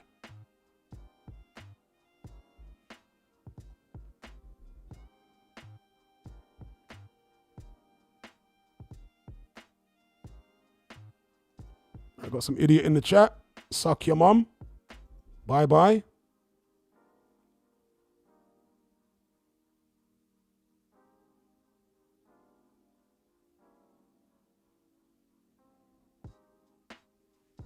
Exactly as Afro Jam said there, Chisora was willing to break fundamentals to attack him. Yes, Chisora was turning southpaw.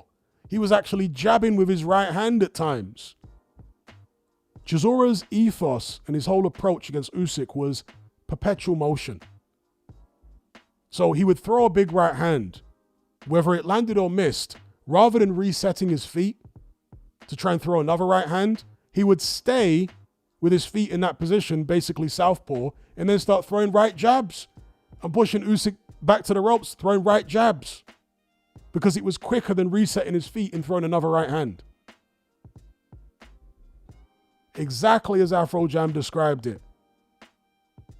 Chisora was willing to break fundamentals to attack Usyk. Yes, that's what you have to do. You can't be over technical with the guy. You're never going to match him for technical acumen. So don't try.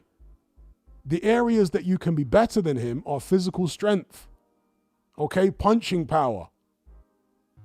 So that's what you should focus on if you're a bigger man. You're not going to outbox this guy. It's ridiculous. But they all keep trying to do it. It's very strange.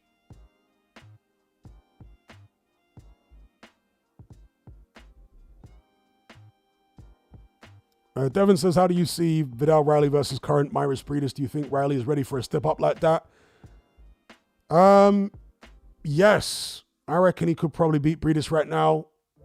As long as he could handle getting hit hard a couple times, I reckon he should be able to outmaneuver him.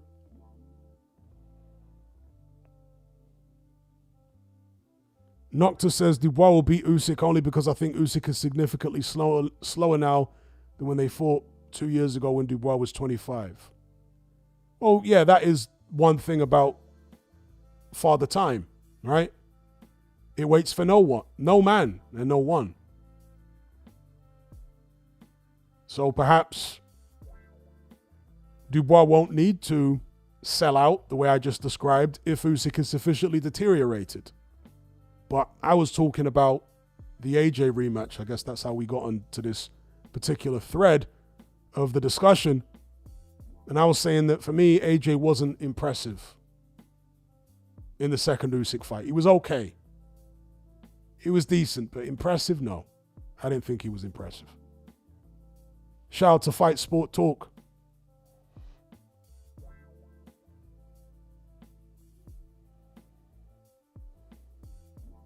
Devin makes a good point. He says Usyk will never be as slow as Joyce, and Joyce still dominated Dubois with a jab.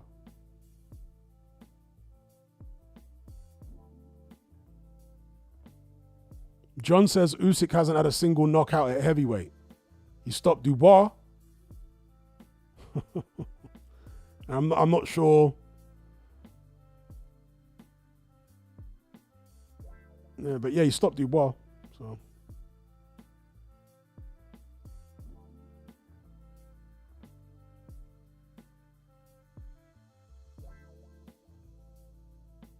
Yeah, Dubois quit. Still stopped him. Dropped him a couple times. Oh yeah, he stopped Chaz Witherspoon too, that's right.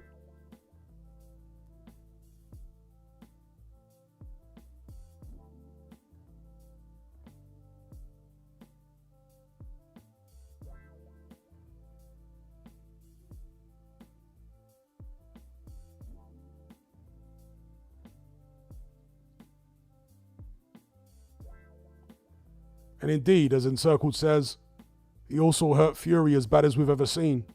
That's right. We've never seen Fury as badly hurt as that before in his whole career. Obviously, fatigue had a lot to do with it because Usyk gets you so tired before he starts raining punches down on you. And fatigue certainly diminishes your punch resistance. And Usyk is an accurate puncher, you know. He starts letting go and he's landing on your chin over and over again.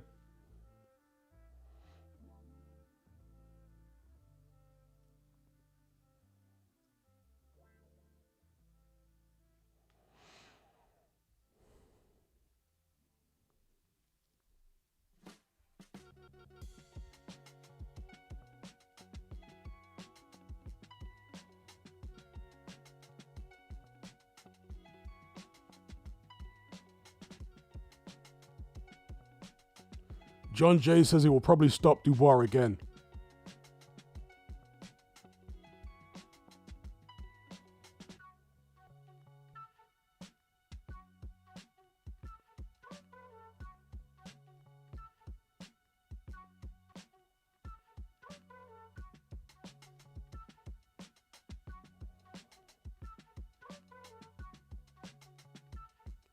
Seth says, I don't think being a giant heavyweight like Fury or AJ or Zhang helps. It is a detriment to be that big. Well, it doesn't help against Usyk, but if Usyk wasn't in the division, I think it'd help a lot, right? I think it's an advantage in most cases in the current heavyweight landscape, or up until the end of this current heavyweight era, right? It's been an advantage for the most part to be big. There hasn't been a little man anywhere near as good as Usyk who's been able to use these big guys' size against them.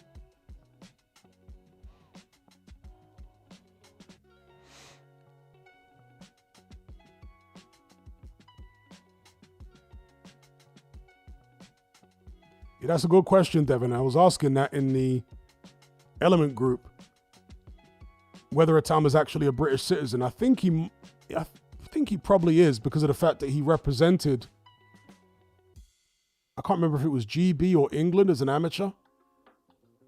So I want to say he probably is, but yeah, neither of his parents are British. and he wasn't born in Britain.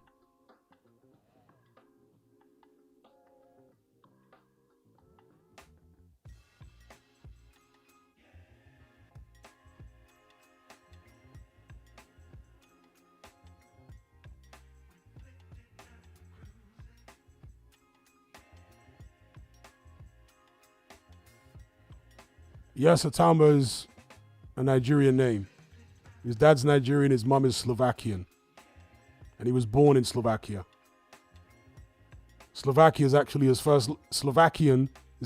first language.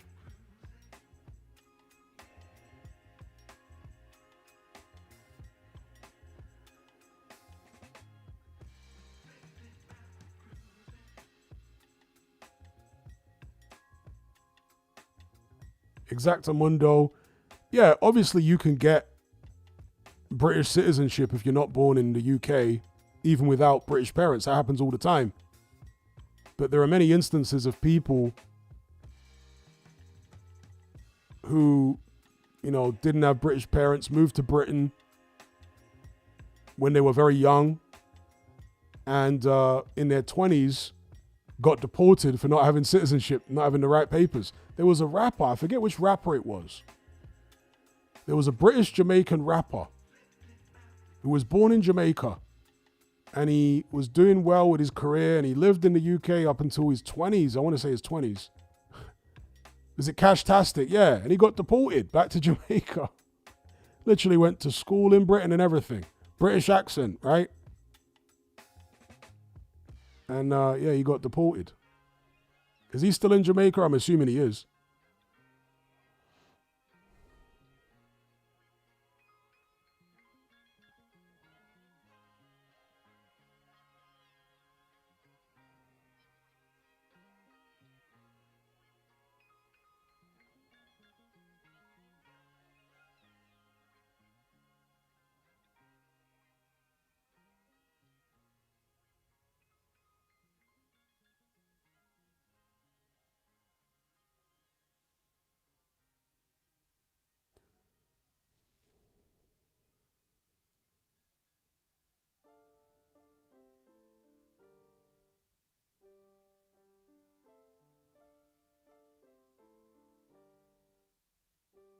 Oh, wow. Afro Jam says Cashtastic returned a year or so ago to the UK. I presume you mean the UK.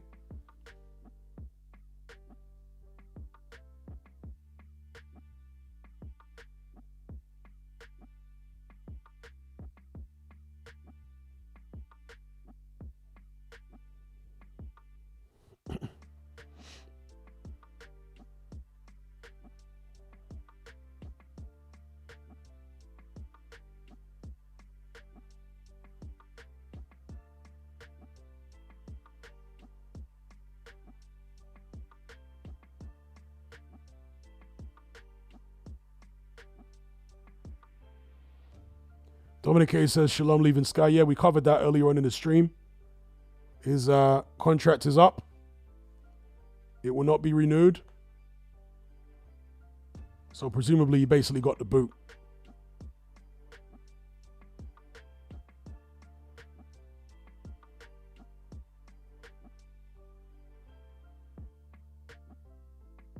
Yep, and we also talked about that earlier as well. PBC apparently getting the boot from Amazon Prime.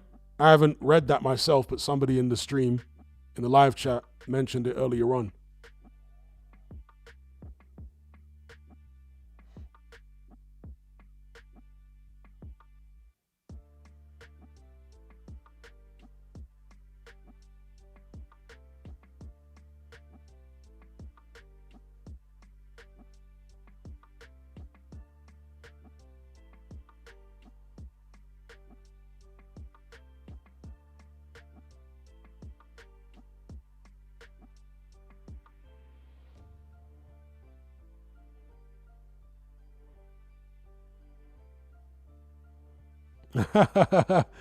Devin says they need to deport Don Charles.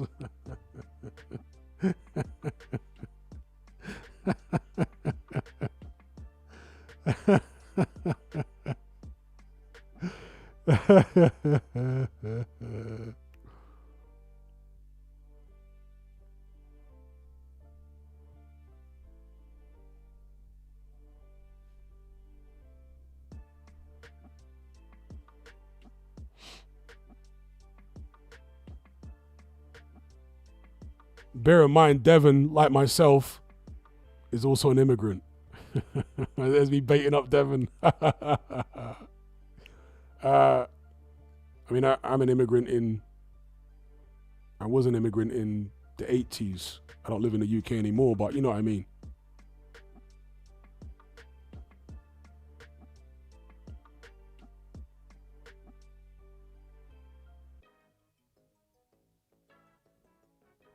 Now, Mark says, will you be making a video on Mike McCallum's career? Not a dedicated video, but I did talk about McCallum for several minutes earlier on in the stream. About what a great fighter he was, his style, how he was the quintessential complete fighter. Mike McCallum could literally do everything. He could box, he could move, he could punch. He was fluid, he had punch variety, great body puncher, great jab, great chin, heart, boxing brain. He had it all. Anything that Mike McCallum didn't have, he couldn't teach. So McCallum wasn't the fastest guy. He wasn't slow by any means. He had decent hand speed, but he wasn't like, shockingly fast. James Toney was faster. And you noticed that when they fought each other. James Toney had the hand speed advantage. Obviously, when he fought Roy Jones, when he was at the back end of his career, Jones was much faster. So he wasn't the fastest fighter you've ever seen. He was fairly quick, but not anything special in the speed department. And similar in the punching power department. He was a good puncher, particularly at 154. But as he moved up through the weights, he still had power, but he wasn't an elite puncher, So like I said, so his athleticism wasn't special.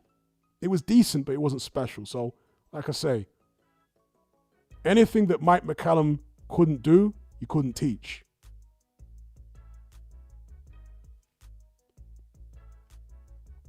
Another way to describe it is basically anything you could teach, he could do it, right? In terms of boxing fundamentals. He had it all. He was the complete fighter. Shout out to Abraham for the super chat. He says, Hatman, just want to give you a shout out. Been watching your vids for years. Content, consistently great content. Stay easy, bro. Big up Abraham for the super chat. Much appreciated. And I hope I continue to give you content that you enjoy.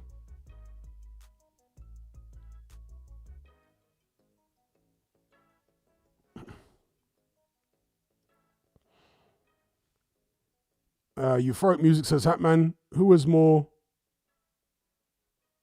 or I guess you might say, who had more of a look of invincibility, Tyson or Roy Jones? I want to say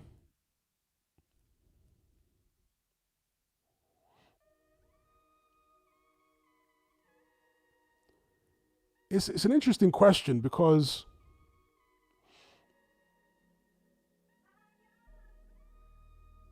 both guys had incredible physicality in terms of speed. Mike Tyson was just ridiculously fast when he let his shots go. But he was a burst puncher. Mike Tyson wouldn't consistently throw fast shots all the time. He would fight in spurts after the first couple rounds. And he would often throw single shots while he was looking to get you going. And the single shots were, decently fast, but not crazy a lot of the time. It's when he opened up on you, that's when you saw the real hand speed. And Mike Tyson could be frustrated in the ring. So, as I think about it, I want to say Roy Jones, at his peak, seemed like the more invincible, because when Roy Jones was in there in his prime, he looked like he was just taking the mick. He was taking the bit. It didn't even seem like he had to be in a serious mindset to beat his opponents. Do you know what I mean?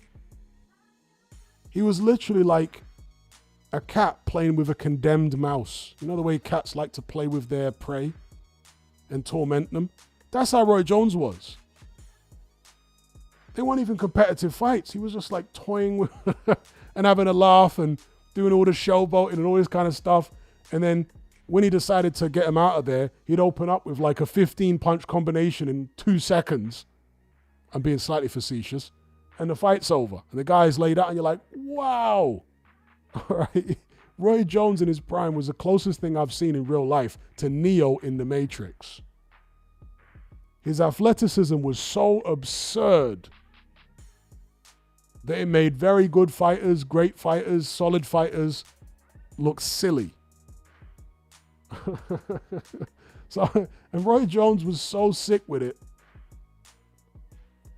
that he was actually playing basketball. He played in I'm not sure if it was a semi-pro or I don't know much about American basketball other than the NBA. I'm no expert on the NBA either, but he was playing a basketball game. He played a basketball game during the day. I think he got into the Guinness Book of Records with this. He played a basketball game during the day and then defended his world title that same night. And he went into the history books of being the only person to do that. That's how much Roy Jones was taking the mick.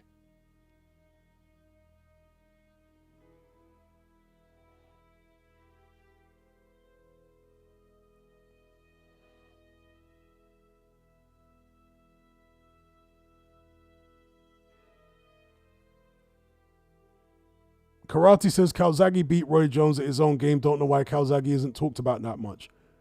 He beat a absolutely washed up version of Roy Jones. He did not beat the Roy Jones that I'm talking about.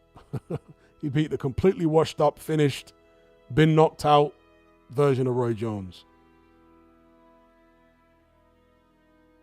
I mean, Calzaghe was a great fighter in his own right, but yeah, the Roy Jones he fought.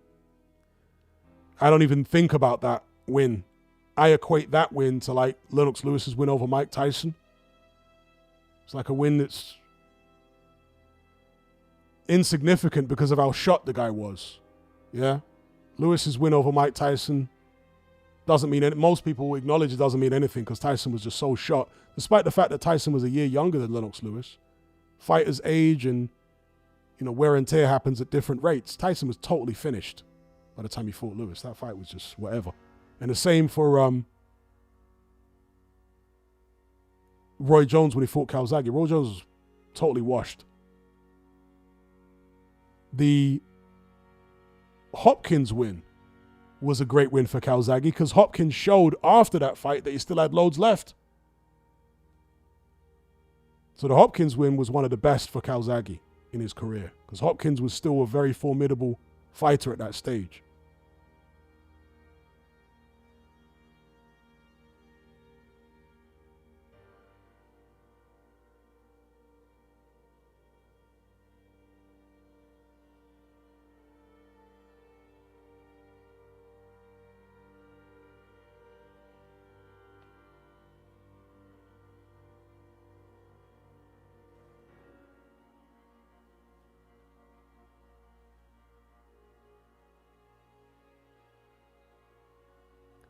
Seth says, Hatman, which fighter looked most impressive past their best? You'd have to say Hopkins, right? In terms of the results he was producing. Good God, man. The guy was still winning at championship level in the second half of his 40s. It's crazy.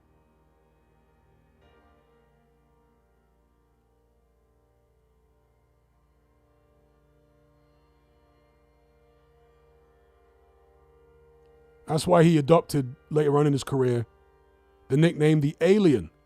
Because commentators started saying, nah, this guy must be an alien. How could he be winning at championship level at this age? Because his original name, of course, or the name he used previous to The Alien, was The Executioner.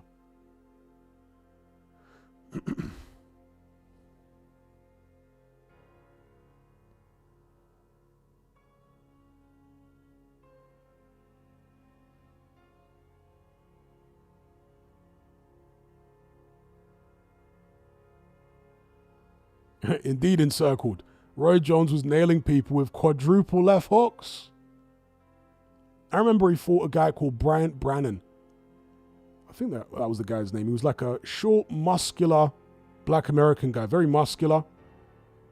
And that fight actually, right, bit of trivia here, that fight actually featured the real fight footage, featured in the movie starring Al Pacino, The Devil's Advocate. If you go watch The Devil's Advocate, you will see actual footage in that film of Roy Jones versus Bryant Brannon. From like angles that I think it was from angles that you don't see in the HBO footage of the fight. Like they had special angles in the movie. But yeah, that fight is in the movie The Devil's Advocate, or parts of that fight. And he hit Bryant Brannon with a quadruple left hook. It was either a triple or quadruple left hook to drop him. And watching it in real time, it looked as though he just landed one left hook. It wasn't until they played the slow-mo that you see he actually landed 3 or 4, I think it was 4 hooks. It was literally 4 hooks in less than 1 second. Maybe less than half a second, I don't know, but it was crazy. It was so far that I literally thought he'd landed 1 punch and he'd landed like 3 or 4. Madness.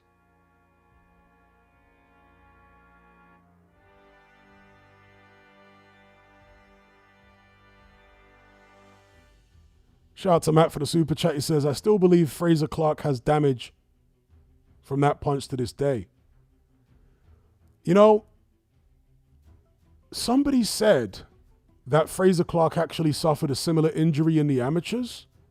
I don't know whether that's true, but I've heard people make that claim. They said that Fraser Clark admitted to having had a dislocated jaw in the amateurs too. So it's possible that that's a reoccurring injury. And if it is a reoccurring injury, well, it's very concerning, isn't it? Although, if it was the second time he's had the injury, then you'd need to explain why he was so shocked, because he spoke about getting hit by that shot from Fabio Wardley. And he said it was as if an explosion went off in his head. It sounded like a massive bang in his head. And he thought in the moment that he was suffering from a brain injury. That's what he was thinking in the moment. He started thinking about his family and, all that kind of stuff. If it was an injury he suffered in the past, then why would he think that? Maybe it wasn't as bad the first time he suffered the injury. I don't know, but yeah. It's very possible that he hasn't gotten over it, Matt. I guess we'll find out the next time he gets hit. Ebenezer Tate never managed to hit him. Got him out of there quick, fast.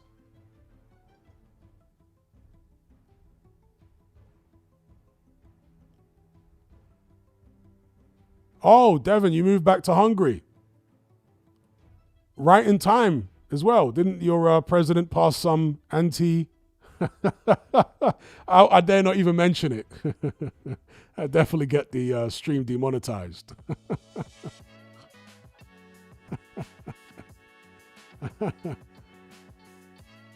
The Hungarian president's on smoke.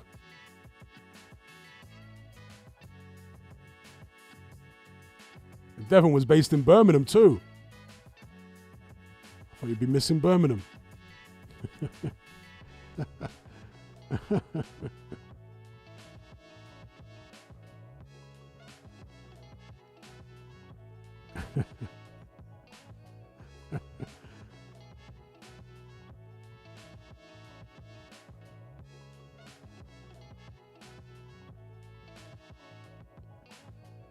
What did I think of David Hayes' comment?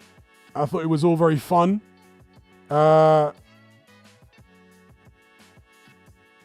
And I respect the fact that he stood on business and wouldn't back down, because he didn't say anything bad. He just compared what he was going to do to Audley Harrison to a gang you-know-what.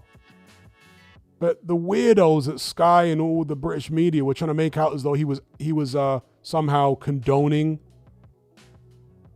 gang RAPE. But he obviously wasn't. Like, what a stupid connection to try and make. What a spurious connection. The way the British media behave is so weird. He was just saying that the Harrison fight was going to be as one-sided as, And it was. So David Hayes stood on business. Shout out to Matt for the super chat. He says, I'm one to believe that Justice Huni is a harder fight than Jarrell Miller just because he's youthful and has more to prove. That's a dangerous combo. I hear you, and a lot of people are in the same camp.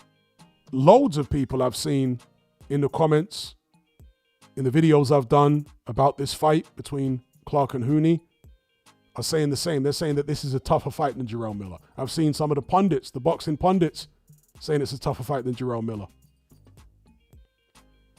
Huni is certainly younger, faster, more mobile, probably a better boxer than Jarrell Miller. So it'll be a completely different kind of fight. If Huni's going to beat Fabio Wardley, presumably he's going to beat him on points. He's not going to beat him by being more physical. He's not going to beat him by bullying Wardley. He's going to beat him by, if he does beat him, that is, outboxing him, right? Whereas the Miller fight was going to be a more physical affair. And I think that would have, personally, I think that would have been tougher for Wardley because of how physical Jarrell Miller makes it. Wardley's not going to finesse Jarrell Miller over 12 rounds. He would have had to stand and trade with him the way Dubois did. And I don't think Wardley has got the stamina Dubois has. I think he would have got hit on the nose, right, at some point by big rough Jarrell Miller. That would have started bleeding and he would have been dragged into a dogfight. And although Miller's not the biggest puncher in the world, he throws a lot of shots.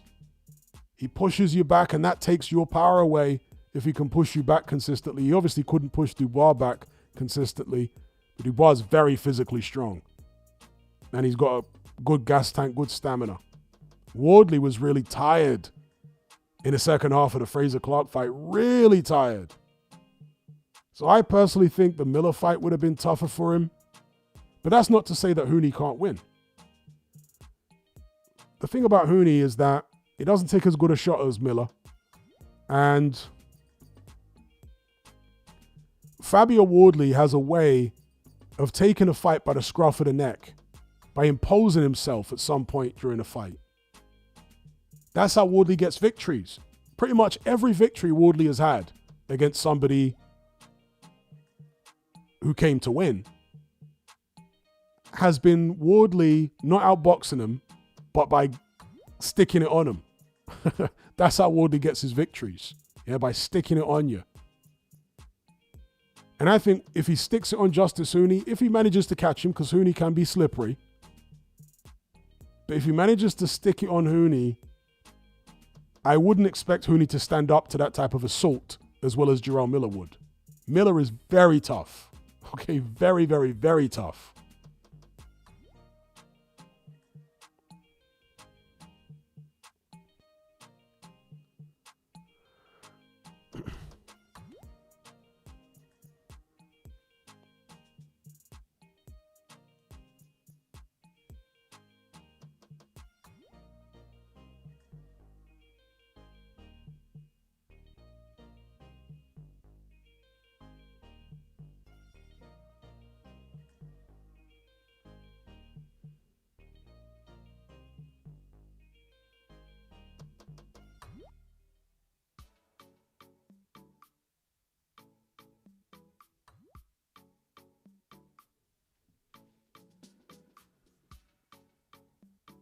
Yeah, Hungary is one of those, just talking about Devon here, people are asking him if he's a native of Hungary. Yeah, Hungary is one of these countries that has a name of a random English word. Obviously, it's not an English word in the Hungarian language, but, you know, from the perspective, and it's not spelt the same, but phonetically, is that the right way to describe? Anyway, the way it sounds is like a random, and Turkey, I was going to mention Turkey, yeah. That's the most obvious one, is Turkey. Turkey and Hungary. Hungry Turkey.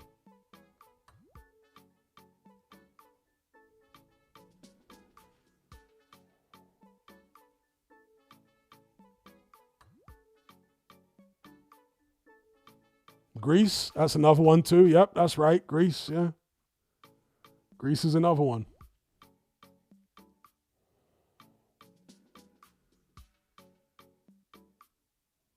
Oh, wow. Okay. So you don't even call yourself, you don't call the country Hungary or yourselves Hungarians. That's interesting. That's like the Germans, isn't it? Because the Germans don't call themselves Germans. They don't call their country Germany. They call their country Deutschland.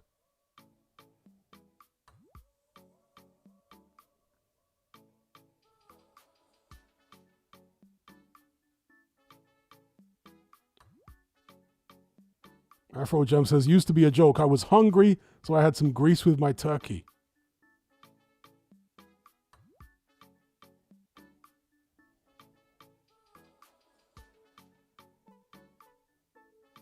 Yeah, it is weird, isn't it? The way that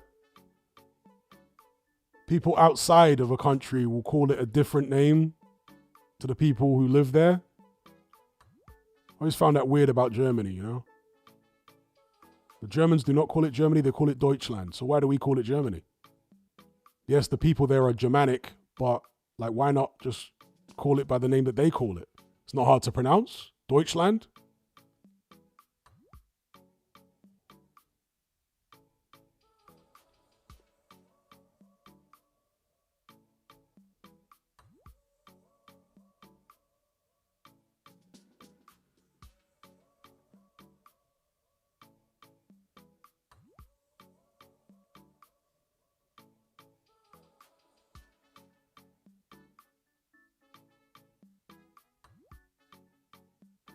Oh, really? The Greeks don't call their country Greece? What do they call it?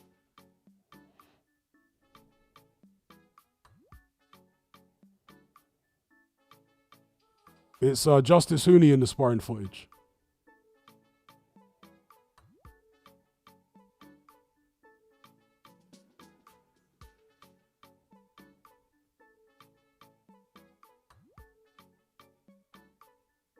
Oh, really? They call it Hellenia. Okay.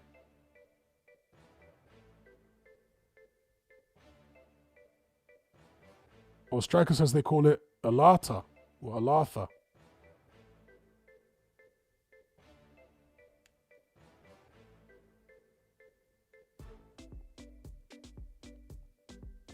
Spain, España. Yeah, but that sounds similar though, at least.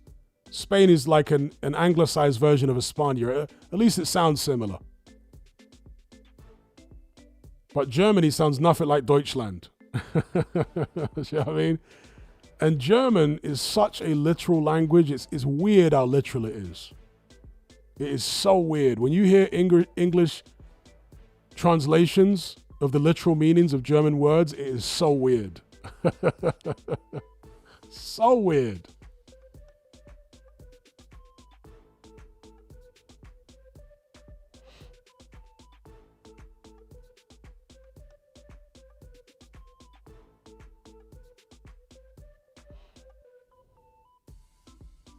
Yeah, it's like Saudi Arabia, the Arabs call it something very similar. They often abbreviate it when they pronounce it, and they call it Saudiya, but it's, just an abbreviated way of saying Saudi Arabia. Now, Huni's the one getting dropped in the footage.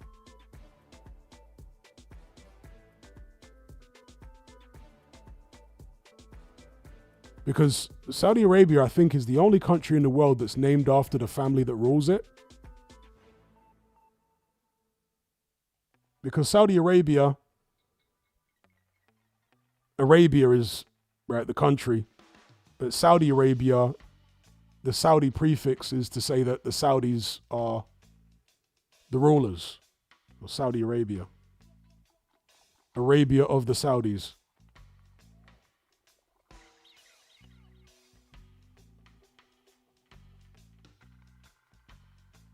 The ruling family are called Al Saud. I think that's how you pronounce it in Arabic, Al Saud.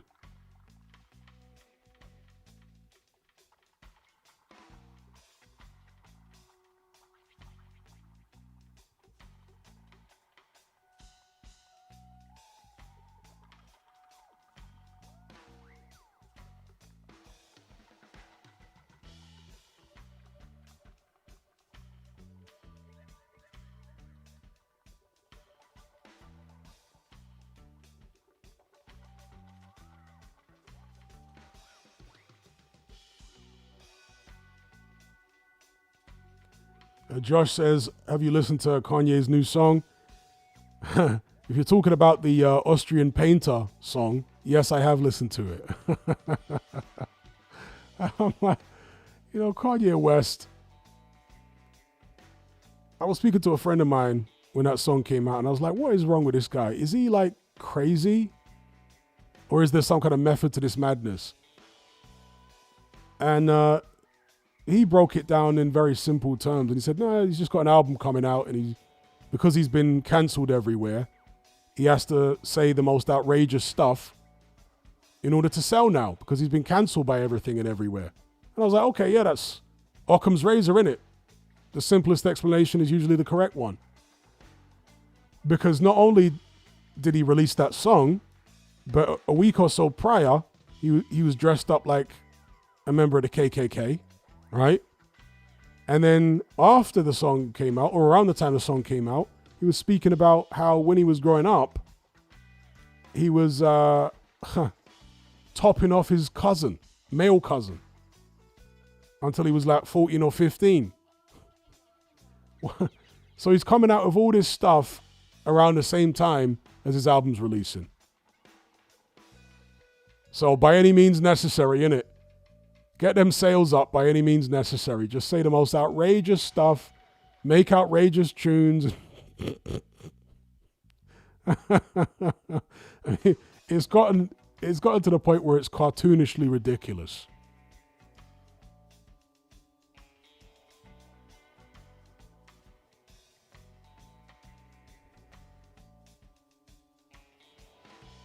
Indeed, Kanye is taking the all publicity is good publicity thing very literally.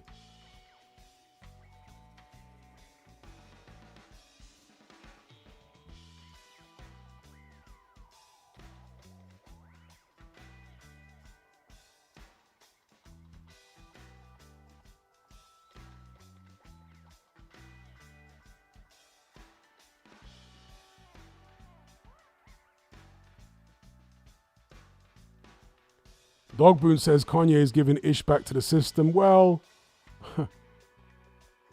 in some cases and to some extent, but in other cases, he's just talking absolute nonsense and trolling and doing stuff for shock value to sell records.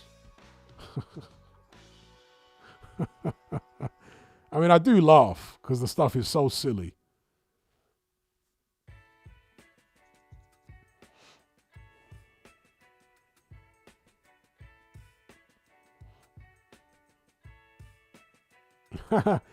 Devin says, I will only move back to the UK if Andrew Tate's bruv party comes to power. That was one of the funniest things I've seen. Was Andrew Tate's, how would you even call it? How would you even describe it? The speech that he did where he suggested that he should become prime minister. That was actually hilarious. I might go watch that again right after this stream, because it was so stupid. It was so funny. I've never really understood people that get upset by the stuff that Tate says. Because most of the stuff he says, or a lot of the stuff he says, is clearly extremely sarcastic. But people take it all literally. Oh my God, he said this and he said, I'm like, you do realize he's being sarcastic.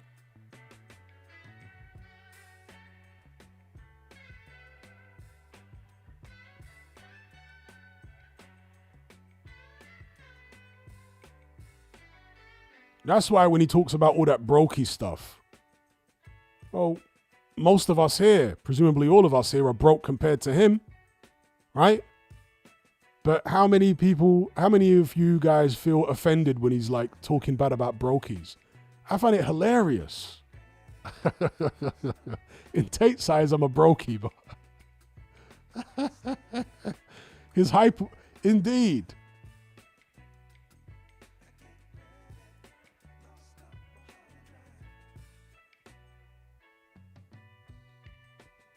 Hang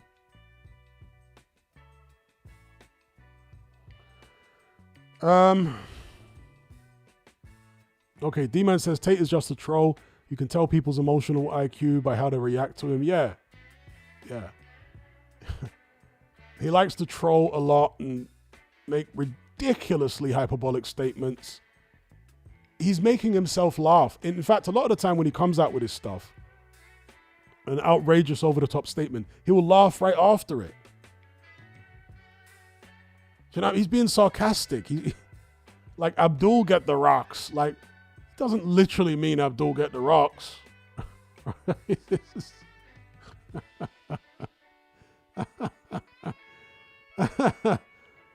It's jokes. It's like sarcasm, trolling.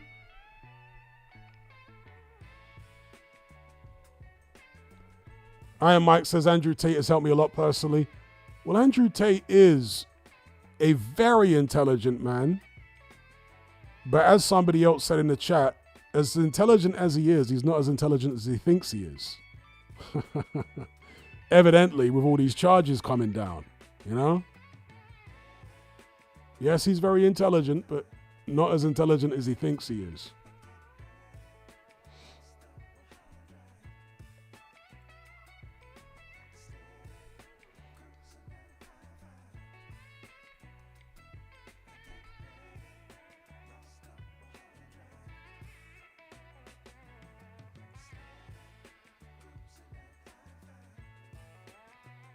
Well, I liked Tate's. He's done a couple of rap tunes. You know, he's done some rap tunes. And there were people who took his rap songs seriously. Oh my God, his rap's rubbish. I can't believe. Bro, him making them rap tunes was trolling as well. Like, come on. He can barely contain his laughter in the videos to them rap songs. But one of them is called, what's it called? Frexit. Yeah, they called me Mr. Plenty. Oh. That one was hilarious, bro. They call me Mr. Friend. They call me Mr. Plenty. Check out the leather on the Bentley. That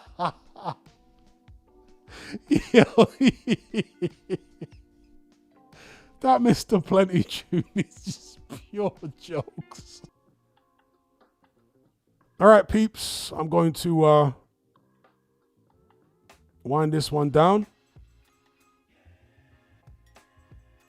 before I have to, I don't want to go too deep into all of this political chat, because hopefully what I've said so far won't get it demonetized, but if the stream disappears, you know why, right? Because as soon as you start talking about this stuff, the algorithm starts... What a headache, I'm telling you. What a headache. You see the little yellow thing appear on the next to the monetization sign, and it's like, oh my God, here we go. So yeah, shout out to everyone for joining in the conversation. Special shout out to those who donated via Super Chat. Take care, be good, and I'll catch you guys on the other side. Peace.